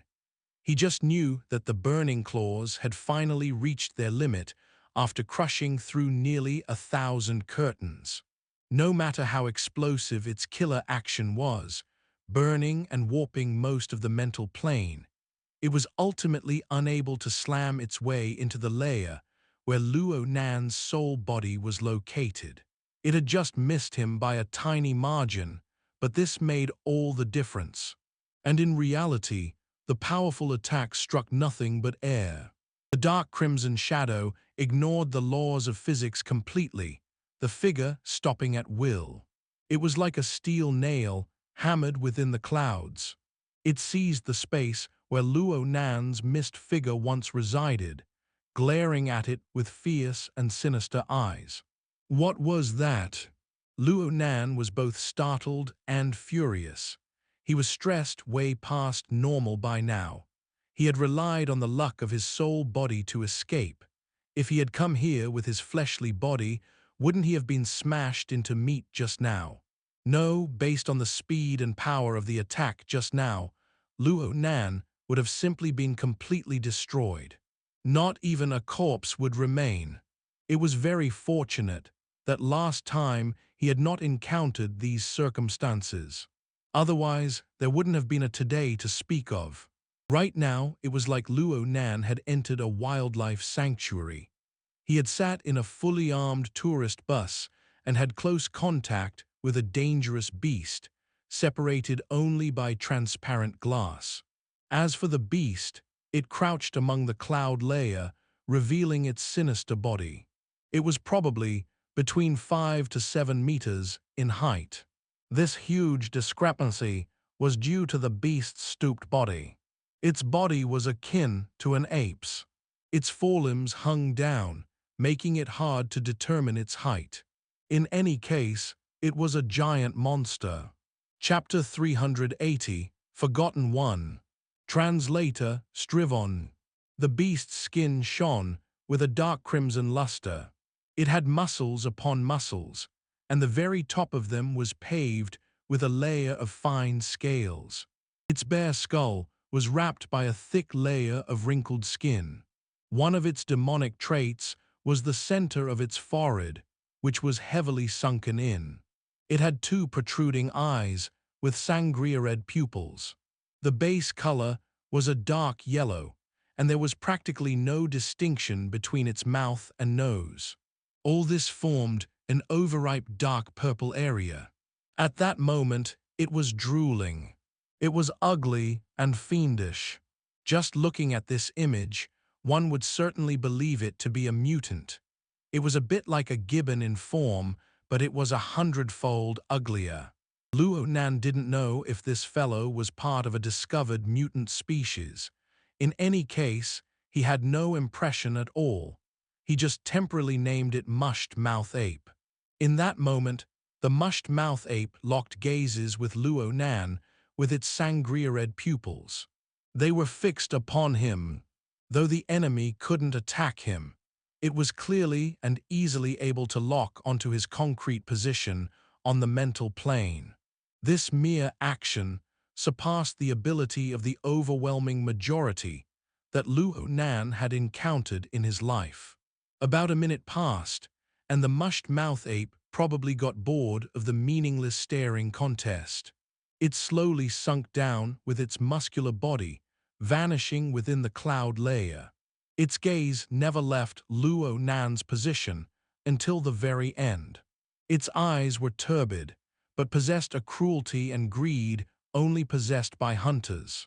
This made Luo Nan understand that the Mushed Mouth Ape took him to be prey. It had no intention of giving him up, at least within a short time frame. Just give the beast a chance, and it would break through the distance of the mental plane and kill Luo Nan without the slightest hesitation. It would tear Luo Nan into pieces, swallow, and digest him. A moment of time passed, and Luo Nan's thoughts were proven true. The Mushed Mouth Ape never left. It maintained a high degree of patience and intense desire, constantly roaming in Luo Nan's perimeter. It began to stir. Once in a while it would make a move, launching tyrannical and overbearing attacks. Although these attacks were unsuccessful, they were able to apply a good deal of pressure onto Luo Nan. Just looking from this perspective, the Mushed Mouth Ape couldn't be considered an apex predator. After trying and failing at a surprise attack, it turned to a contest of endurance and fixed force. It was a deadly marathon. Luo Nan controlled his soul body in the depths of the mental plane, avoiding the range of the Mushed Mouth Ape's attacks. This was indeed extremely exhausting for Luo Nan. He had to use the cloak to engage in fixed interference at all times. The soul strength consumption was considerable, but there was something that needed to be emphasized once more. Luo Nan wasn't scared of the consumption. He wasn't scared of the consumption. He wasn't scared of the consumption.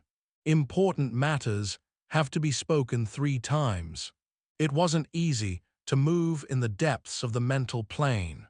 The current speed of the soul strength consumption already exceeded the output of the production line, but only by a little. It was like the evaporation of seawater from the sun. The amount was considerable just by looking at its quantity, but compared to the overall volume of the ocean, this little consumption could be neglected for the short term.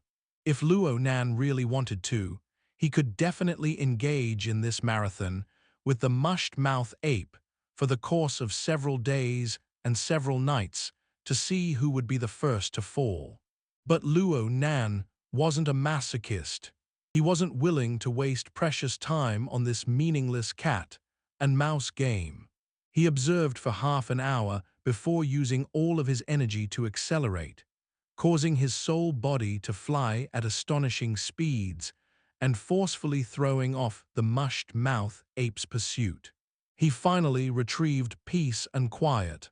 Though Luo Nan was able to break away from the threat, the cloud area that he was brought to by the external Neuron gear far exceeded his expectations.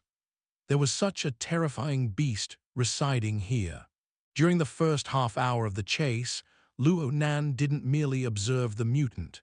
He also used scouting techniques that he had recently learned. He orbited around a core area, weaving in his flight and doing the utmost to expand the range of his senses. He was unable to obtain definite data for the moment, but he was able to roughly estimate that the area covered by his sole body's high-speed travel exceeded 12,000 square kilometers. This was vast, empty space with a diameter reaching 100 kilometers, the size of Xia City's core district. Not only was he unable to discover the limits of the cloud layer, his sense of up, down, left, and right became blurry. Only one thing was very clear.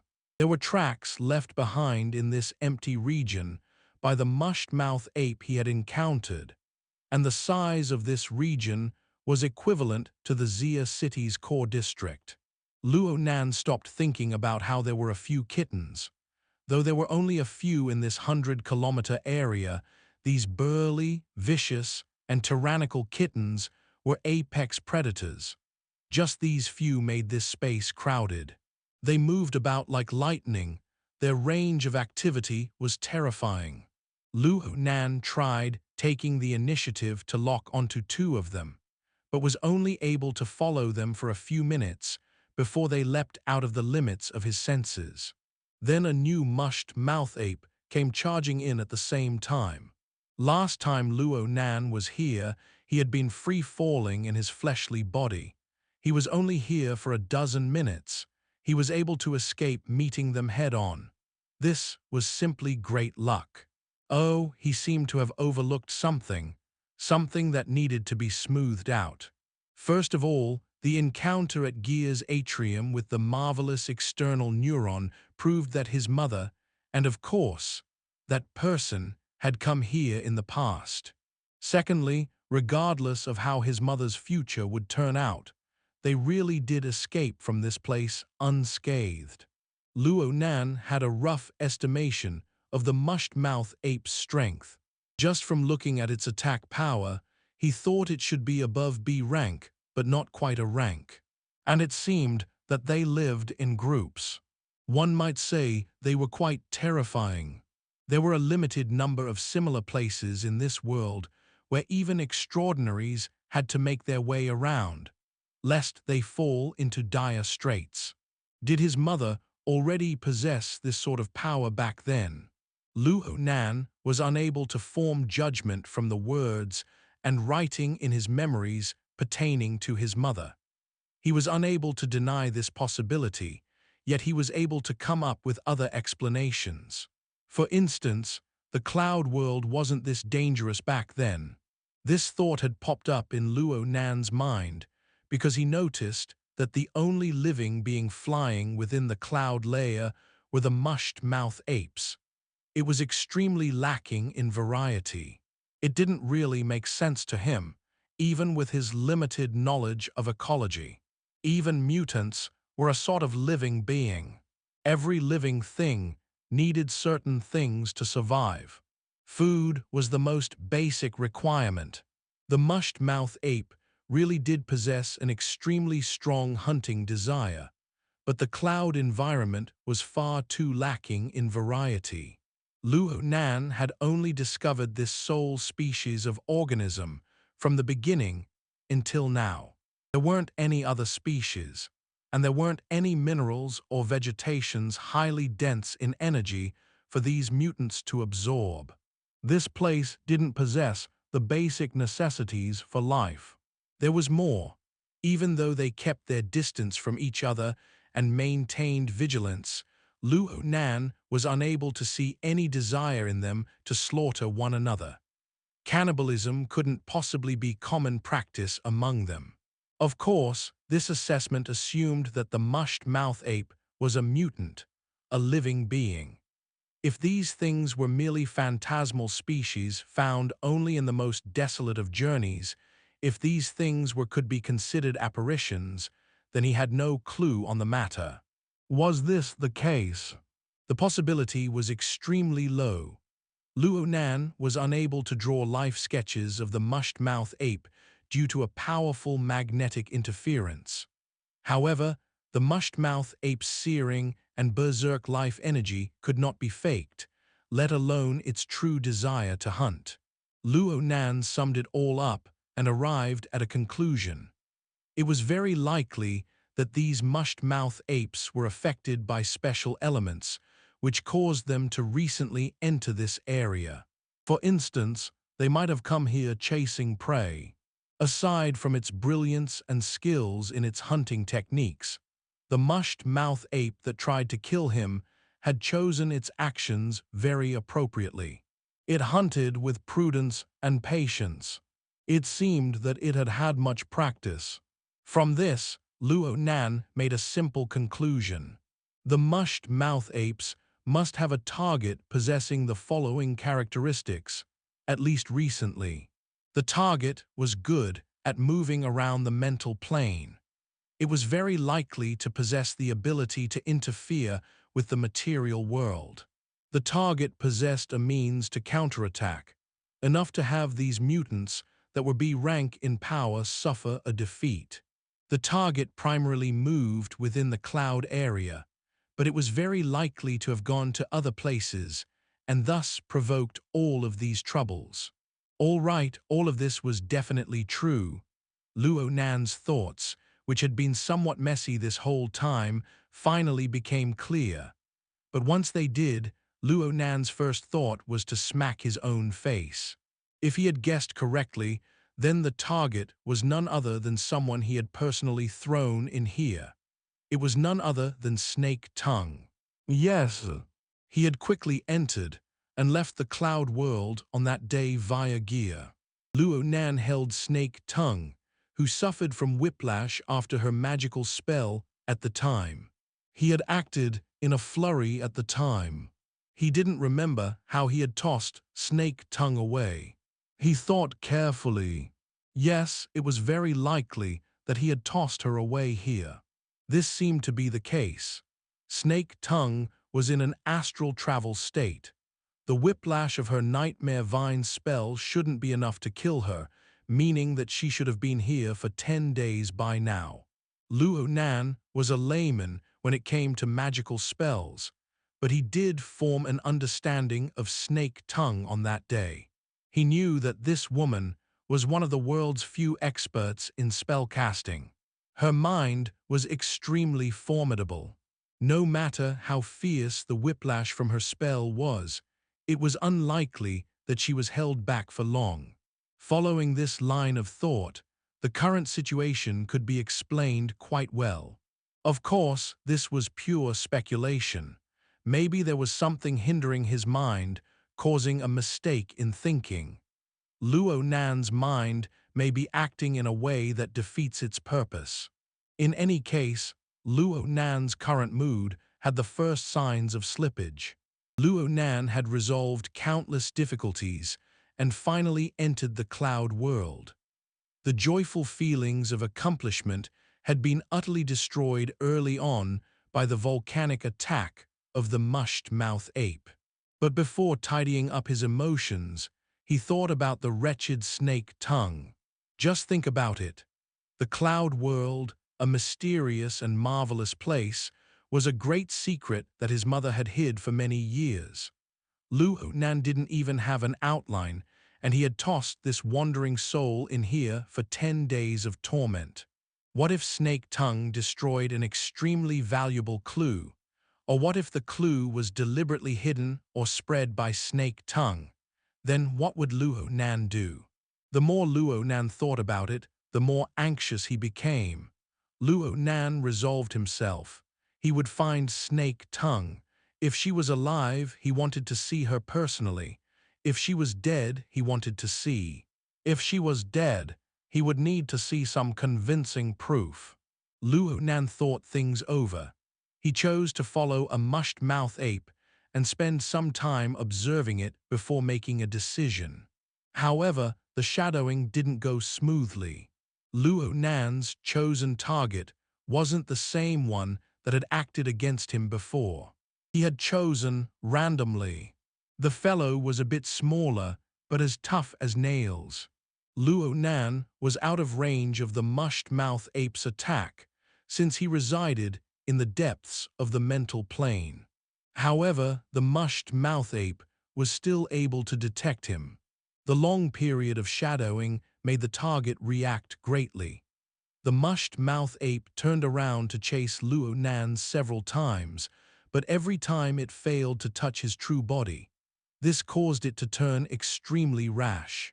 It constantly circled around, refusing to cooperate. Luo Nan was annoyed as well, but at the same time he couldn't help but let out a breath of admiration. It had such keen senses and possessed attacks that oppressed both the material and mental planes simultaneously. The realm accessible by the mushed mouth ape was simply that of perfection. From the intelligence obtained by the society, every ability user would always be slightly slanted because the natures of their abilities were different. Extraordinaries were an exception to this. For instance, the burners. The format of fire was able to strike the human-faced arachnid, a dark-side life form, but it was somewhat lacking in destructive power on the material plane. Burners weren't like the mushed mouth ape. The destructive power was astonishing, no matter the plane. There was no clear loss in the conversion of energy. As for how the mushed mouth ape was able to do this, how much valuable experience was Luo Nan able to obtain with just a few moments of observation? Luo Nan did have the intention to study the mushed mouth ape deeply, but it was hard to do. He could only drool at the mushed mouth ape's technique. Time passed like this, minutes and seconds ticking away. Luo Nan knew that it would be hard to discover clues pertaining to Snake Tongue if this were to continue on. He was about to change his train of thought when a bizarre sensation spread over to him from the other side of the void. It seemed to be a physical sensation of the fleshly body. Chapter 381, Drawing to a Full Stop. Translator Strivon. Luo Nan confirmed that the connection between the soul and fleshly body still existed, even though it passed through the void. It was just that the distortion was very intense. The connection was weaker than ever before. It was completely impossible to estimate the distance. Perception details also became problematic. Luo Nan was somewhat panicked about the sensation coming from over there. Nothing else mattered. He worried the most about his aunt and uncle coming home and discovering a corpse on the bed. He would be sent straight to the hospital. Even though Luo Nan had 1,000 hopes to do a deep search in the cloud world and quickly ascertain traces of Snake Tongue being alive or not, his current life awaited at home. He had to kneel and give up right then. The psychic intent stirred, and within the core of the condensation ring, the new form of the external neuron broadcasted the corresponding signal. The soul cloak changed its manner of interference, and the world changed in an instant. In the depths of the cloud layer, the mushed mouth ape that Luo Nan had been toying with for a long time was hopping with fury. But the threat that was disturbing it for a while suddenly disappeared without a trace. It was as if the threat was never there in the first place. This mushed mouth ape was stupefied. It circled around in place for quite a while before angrily leaving. Luo Nan returned to the normal world, back to a familiar place. It was exactly the same as last time. He was in the tree hole of the withered tree sandbar, 1,000 meters away from the main building of gear. Sure enough, there was a clear and deliberately set method of entering and exiting the cloud world. Luo Nan felt both astonishment and respect to his mother's design from back in the day. Unfortunately, this son was unfilial, having casually thrown trash into the cloud world and causing an incident. The sensation with his soul and fleshly body was much clearer now, and Luo Nan knew that it was just a false alarm. His aunt and uncle hadn't come home. Instead, his wristband was vibrating. Someone was trying to contact him. However, if it were his aunt and uncle calling him, it would be quite the headache. The wristband couldn't compare to the hexuia. It didn't possess the telepathic function to answer a call from 80 kilometers away. Luo Nan knew that he had to go home. He made a circle around the tree hole, reluctant to part, and flew straight into the air. He felt gear in the distance, using his senses once more before soaring away. Luo Nan set a new record in astral travel speed on his way back. It took him only 4 minutes to travel 80 kilometers. This meant that he had maintained a speed of 1,200 kilometers per hour. He was infinitesimally close to the speed of sound. Actually, it wasn't impossible for him to reach the speed of sound. It was just that Luo Nan didn't know what would happen to the external neuron if he were to break the sound barrier. So he acted with caution. He would experiment when he had the leisure. Luo Nan returned home and hurriedly checked the incoming call. His soul easily returned back to his body, merging with it as one. Only then did he realize. The external neuron. The thought barely stirred, but only then did he discover that the external neuron had returned to the depths of his head. It had even transformed back to its original form of a long thread of lightning. It spiraled and wound, forming the vehicle for the God gear structure. It supported the vast ocean of soul strength. How very automatic, if the condensation ring structure had come in instead. Luo Nan shook his head in a fluster, getting rid of the thought of water entering his brain. He stood up and shook his neck, then looked at the caller ID on the wristband. It was impossible for Luo Nan to have picked up the first call. The caller had called 2 times before stopping. Luckily, it wasn't the people he was most worried about, his aunt and uncle. Instead, it was someone familiar but unexpected.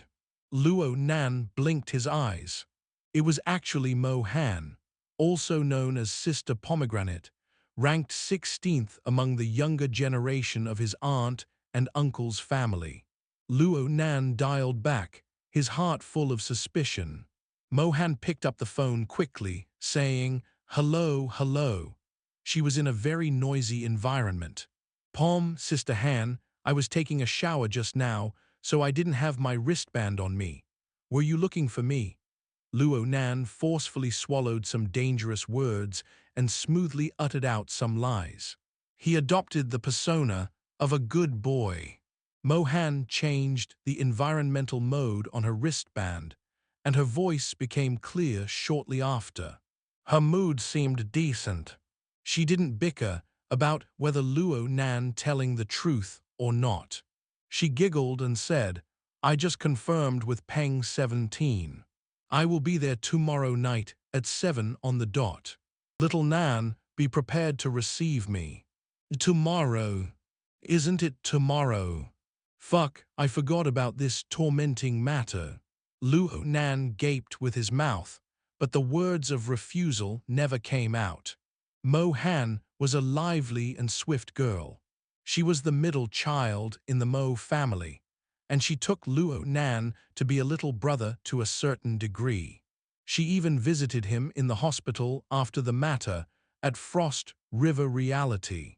Speaking of the last time at Frost River Reality, why wasn't this sister even the least bit scared? Ah, that's right. Their group of people were brought to the police station early on. Their impression of that night was merely that of a group brawl. There was a degree of separation when it came to finding out what happened through the news. And so was Luo Nan the only one with a mental shadow. With feelings of absurdness, Luo Nan ended the call with Mo Han and gave Mo Peng a call. He hit Mo Peng with a question as soon as the call went through. What the hell is with your endlessly expanding gaming team? Mo Peng shrieked from the other end. You think I want her to come? We are clearly trying to get a group date going.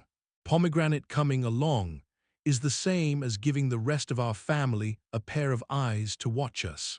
So you need to quickly find someone. Find a hot, handsome man to distract her. You can't let her get in the way of our brotherly plan. Plan your little sister. I don't have a little sister. Find my older sister. Luo Nan thought about Mo Ya, who was just about to head away again, and he immediately shivered. He spoke without a hint of politeness. How many people are you bringing over? Which idiot spilled the beans? You totally got me. Luo Nan was so stupefied by the current situation that he wanted to cry. He simply hung up the phone and looked at the time. His aunt and uncle would be back home any minute. It was a bad time to go astral traveling again. He had to wait until night before making any further decisions.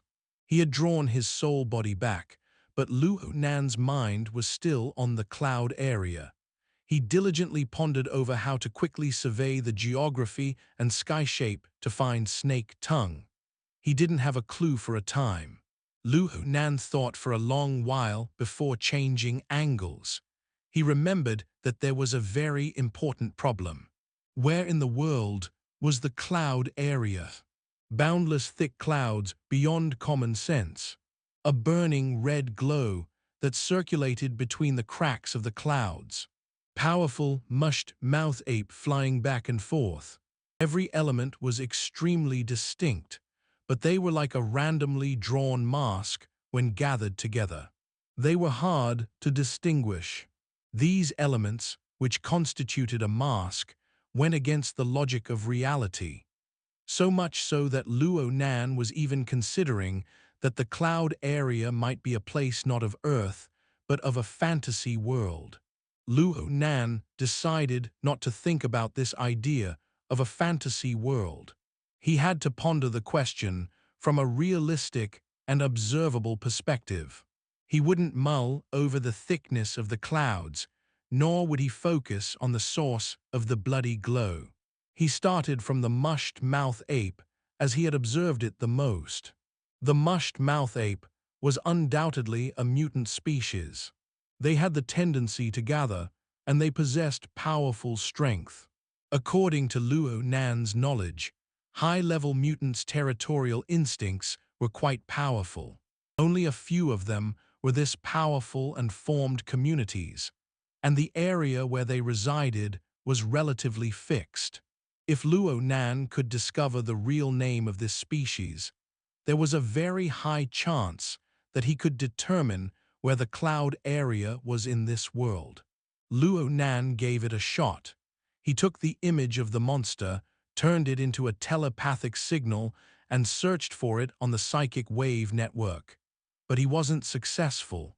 There clearly wasn't any publicly available information. Luo Nan had the idea of looking up classified information, but this would be much more troublesome. Right now, the Xia City branch was gradually putting into practice a classified system. One must apply for permission to access classified material and use relevant resources.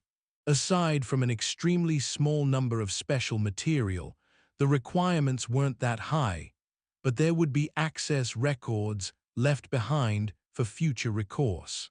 It was said that this classification of the database was done after the branch exchanged large amounts of intelligence with the military. This was certainly done in accordance with He Yuan's style.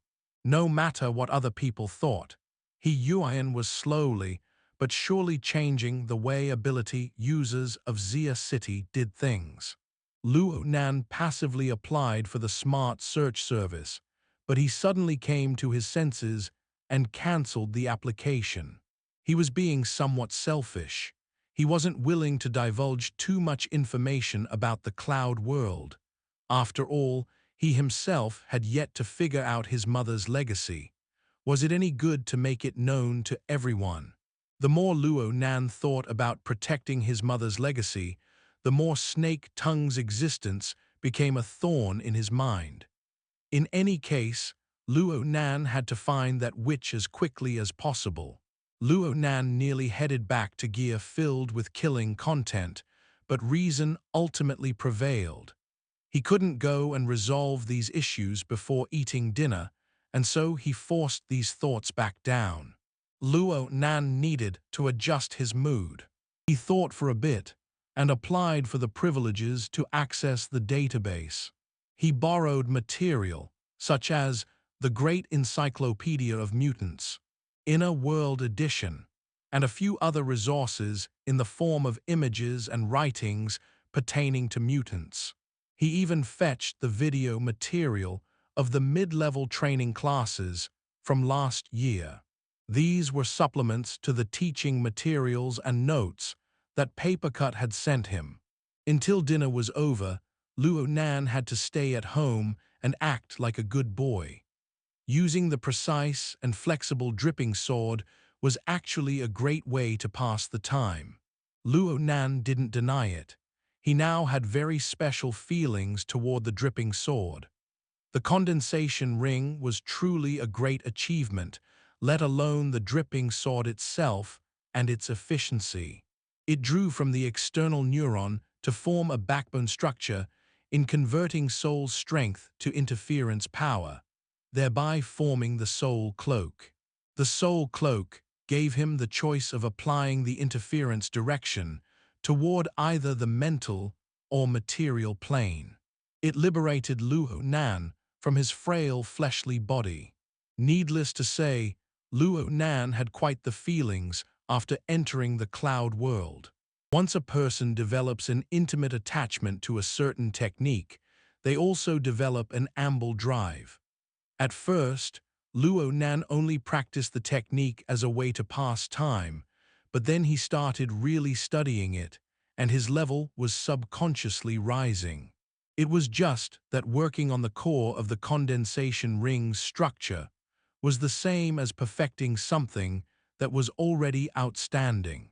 The few auxiliary structures also had to be carefully pondered. Speaking of which, Luo Nan was very curious. After the external neuron has a divine rebirth into the condensation ring, is it possible to add on auxiliary structures? If it is, then what sort of state and effects would occur? As soon as these thoughts formed, Luo Nan simply entered the out-of-body state, and the condensation ring structure manifested from the void of his consciousness with a slight stir of intent. The structure was carved into the void, while the external neuron leaped out to follow the structure and wind itself into the form, seeming to possess intelligence. Because the process was extremely short, Luo Nan found it hard to distinguish whether or not his consciousness was directly controlling the external neuron as it formed the condensation ring. There was more. Luo Nan was able to faintly sense a subtle feeling from the center of the hollow structure of the condensation ring. It was from the cyclotron acceleration back within the atrium of gear. It was the structure of the key that opened the door to the cloud world. Holy cow, it had a memory function. Luo Nan was truly convinced. The structure in the center of the condensation ring was already below the nanometer scale. It was impossible for Luo Nan to study it with his current ability. Waves heaved in his mind twice before he returned to practicing the dripping sword. Luo Nan first experimented. He took the three auxiliary structures of guiding, distancing, and accelerating and probed their characteristics. He pieced these characteristics together to discover more about the structural design of the dripping sword. The distancing structure could be considered a regulator. It ensured that soul strength maintained continuity and stability in long-distance applications. The accelerating structure was like the nitrogen-oxygen acceleration system of a modified vehicle. It was responsible for explosive acceleration in bursts. The guiding structure affected micro-operations. It increased the degree of sensitivity for operating the main structure. The three structures complemented the basic condensation ring. Every time a structure was overlaid, the condensation ring would find an increase in both controllability and explosive power. As for the sharpening and exploding structures, these could be considered attack modules. They mainly acted upon the coalesced water bead. Luo Nan had yet to experiment with them. Luo Nan was really worried that the condensation ring would reject these auxiliary structures after seizing a divine rebirth. So he cautiously made room to try it out. The early stages went well. The new version of the condensation ring easily accepted the few auxiliary structures. Although there were differences between the new and the old, control went rather smoothly. But then right before he could feel delight, Luo Nan saw the condensation ring branch out with lightning. The lightning gushed into the three auxiliary structures and could only circulate for half a cycle before the auxiliary structure totally collapsed. It was hard for the structures to endure the lightning. Luo Nan actually didn't feel any frustration when faced with this scene. He only felt a sense of familiarity. Wasn't this situation exactly the same as when the external neuron first joined with the condensation ring? Luo Nan thought about the minute structure in the core of the condensation ring. Could it be? The new version of the condensation ring still had extra energy to also give the auxiliary structures a divine rebirth. Luo Nan carefully sensed the entire process of the auxiliary structure's annihilation. He knew the scene well, and he couldn't let the external neuron take all the blame. Actually, these few auxiliary structures were quickly made in practice. They weren't formed in careful polish like the condensation ring. The structures were far too rough, and their stability was insufficient. There was leakage everywhere as soon as the lightning channeled through them. There was no value to using these structures as models of reference. In other words, to let the external neuron be a pampering uncle, Luo Nan would need to take these auxiliary structures and carve them with the utmost care. He had to make them beautiful and bright in order for it to work. What defects these were? Cursing was cursing. Luo Nan more or less expected this. This sort of precise and delicate painting style was really in line with his aesthetics. If he could really do it, wouldn't the end result be a dripping sword structure completely built from the external neuron? Metal? Oh, actually Luo Nan didn't know what strange material the external neuron was made of. It wasn't really metal, but its pliable, tough, solid, and malleable constitution was like the sword balls of novels. It would be great fun to bring it out against an enemy. The enemy would believe it to be merely a bead of water, when actually it was a solid kernel. Its penetrative and destructive power would be increased by tenfold, no 100-fold. Luo Nan still needed to ponder over it some more. The external neuron was a very precious item. What if some almighty person takes it after he throws it out as a hidden weapon? Luo Nan would really find death to be preferable if that were to happen. Luo Nan began a new round of practice, with his mind tangled in these emotions. The 5 auxiliary structures far couldn't compare with the condensation ring in terms of their complexity. But to reach the required level of exquisiteness and precision was something that requires a large amount of hard practice. Luo Nan's greater brilliance and fortune, when compared to others, lay here. His first step was to create the blue-grade or purple-grade condensation ring and use them as reference templates and as standards. The external neuron, after a divine rebirth, was the same as having a carrier and a test instrument that would never suffer from wear and tear. The few auxiliary structures were all lacking in terms of precision. None of them could pass Luo Nan's subconscious standards.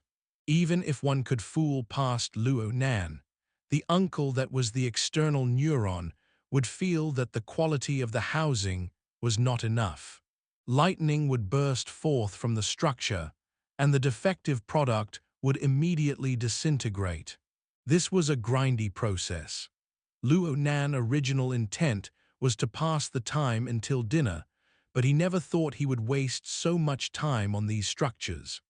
Except for dinner time, Luo Nan spent 4 or 5 hours all the way until his evening session trying. There was no other way. When one's brain was excited, one's focus was heightened. It wasn't easy to reverse direction. And so, in this devil-like period of concentration, Luo Nan's 2 days of closed-door cultivation drew to a full stop.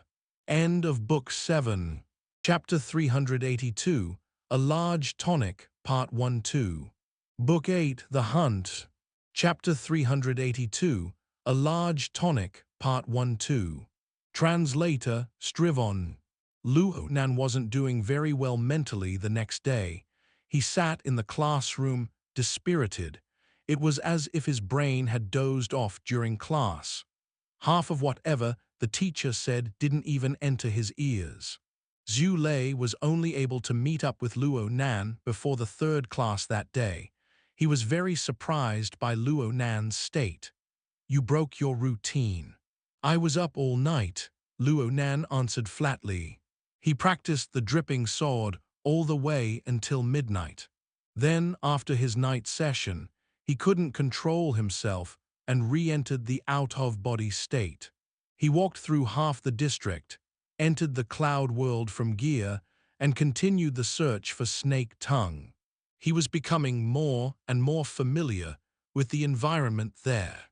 Luo Nan didn't obtain anything useful from his search. He didn't sleep the whole night.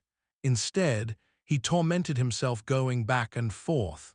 He could have become a lot more than just dispirited. Zhu Lei was a clever person. His first response was, "Did you push back your morning and night sessions?" "I didn't." Luo Nan rolled his eyes and yawned. Zhu Lei spoke very seriously. "It doesn't matter that you did your sessions on time. Energy, blood, temperature, and consumption are very complex in their circulation. It's very demanding on your body for you to be playing around like this. At least half the efficiency is lost. Then what should I do? Maybe I should just sleep during class. Can you keep a lookout for me?" "All right."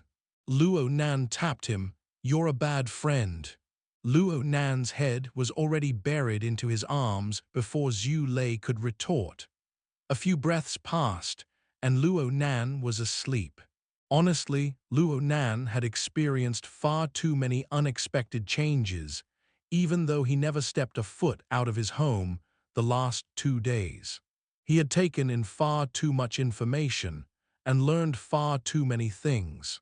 His brain was already at its limits. He really couldn't take much more. In any case, this was a general class. Such a huge auditorium gave him the best cover. Before falling asleep, possibilities of being awakened during his sleep flashed within his mind. For instance, Zhu Lei calling him, Peony calling out to begin a search mission, a call from the society, and so on. But it was hard to predict the future in this world. What woke him from his sleep wasn't any of the above elements, but rather a stimulation coming from the mental plane. It came from a place that was seemingly close, yet ungraspable. The Wraith Sign. Luo Nan's mind grasped the most crucial element, but before he could really understand this thread, a searing sensation suddenly exploded. The sensation followed the invisible connection on the mental plane, rumbling as it struck the god gear. The situation was akin to a meteorite plummeting through the sky and slamming atop a vast ocean glacier. The god gear shook greatly, upheaving massive waves of soul strength. Several tidal surges were instantly formed, and they came pouring down. Whoa! Luo Nan was truly caught off guard, but the frame of the god gear, constructed from the external neuron, remained quite stable. However, the feeling of pain and danger brought upon by the impact was true and real. Luo Nan screamed, and every single one of his muscles tensed, then exploded forward. His entire body jumped into the air. Luo Nan's knee slammed against the bottom of his desk. The desk and chairs of the auditorium were fixed against the ground. Luo Nan's entire body crumpled into the shape of a shrimp after the large bang. He hugged his knee, sitting back down. This gave Zhu Lei, who was beside him, a scare. Zhu Lei's first reaction was to jump over and act as a shield. He believed that Luo Nan had suffered from an assassination attempt from headquarters or another organization of similar power. He had to prevent a second attack from landing. The auditorium went quiet, and the lecturer on stage spoke coldly. "What are you two doing?" The low murmurs that had filled the auditorium rapidly grew into an uproar of laughter in the next 3 seconds. The classroom discipline collapsed in an instant. As one of the best schools in Xia City, Acumen College was never a place where one could spend their days in leisure. But the classroom discipline didn't go as far as to be like the military. Acumen College's method, when dealing with rambunctious students, was to penalize them with point deductions on exams for conduct and stringency. For students like Luo Nan, who disrupted the auditorium, or Zhu Lei, who had jumped up in a manner as oppressive as a mountain. Not simply letting the blade fall and kill the chicken to warn the monkey was simply unfair to the class at hand. The lecturer on stage was a middle-aged woman in her 40s. Her facial features spelled good nature, but her expression turned callous when taking in Luo Nan and Zhu Lei's unruly behavior. "Get off, I'm fine." Luo Nan struggled free from Zhu Lei's grip, enduring the pain in his knee. This was none other than the scene he saw when he stood up. Luo Nan was more weary than ever. His reactions were quite lacking compared to how he was usually, leading him to become slow at speech. Luo Nan could only remain in his dumbfounded stance. He could do nothing else. Zhu Lei was more or less the same as before. He had yet to switch out of his bodyguard role. At this moment, the young female teacher's assistant walked over to the lecturer's side. She whispered a few words, and the middle-aged female lecturer's anger was seemingly mollified. The lecturer said coldly, "Can the 2 students please stand up?" Luo Nan and Zhu Lei glanced at each other before standing up obediently. "Your names?" Both Luo Nan and Zhu Lei had accepted their fate. They spoke their names with their heads lowered, their voices a bit muffled. The female lecturer didn't care. She merely said, "You two students. If one of you isn't feeling well, you can go to the infirmary. Get treated as soon as possible. There is no need to affect the other students during class." Yes, he's gone a bit hysterical. I'll take him right away." Zhu Lei finally came to. He simply ad-libbed a story of Luo Nan being a mental patient with him as his assistant. He helped Luo Nan step down the stairs as the group of students laughed. Luo Nan's knee really was injured. He limped as the two left the auditorium in a sorry manner, neither of them daring to raise their heads. Right as they left, Luo Nan's dazed mind recovered. He noticed something. The young teacher's assistant who talked to the lecturer was actually someone familiar. Tian Si. Luo Nan and Tian Si never made contact after the incident at Ocean Sky Cloud City. Luo Nan assumed that Tian Si needed some time to sort out her emotions, but he never thought that they would meet again in such circumstances. It was an inappropriate time to say hello. Luo Nan and Zhu Lei hurried away, but the end-of-class bell rang before the elevator could reach them. Luo Nan only realized it after Zhu Lei. This was the final class for the morning. This fact really hurt Luo Nan. It wasn't worth causing this much trouble for the sake of a few minutes. Luo Nan's wristband vibrated at this time, revealing the caller ID. Luo Nan answered the call in a hurry. "Senior Sister Tian, thank you for just now." The caller was none other than Tian Si. Her tone was graceful and calm, like a friend who one often had contact with. "It's nothing. Professor Wu has a good character. She asked for your names, but didn't scan through the class system. She just wanted to give a warning. Otherwise, you would get points deducted due to conduct. That was thanks to Senior Sister's help. Let me treat you to a meal later." Luo Nan had spoken without thinking, suddenly feeling that his words sounded very familiar. It seemed that he had said such things more than once in recent days. Actually, this was quite normal. His interpersonal relationships became more complicated as his social circle increased in size. It was inevitable for there to be social niceties. What else could he say besides words like these? The moment that these thoughts formed in Luo Nan's mind, Tian Si sighed quietly and said, "It's just a small matter. If you're thanking me like this, how can I thank you?" That's a wrap for this installment. Thank you all for watching and supporting Lord of the Stories. If you enjoyed this tale, please hit the like button, share it, and subscribe for more amazing stories. You can also explore other series updated daily in our playlists. Have a fantastic day and see you in the next episode.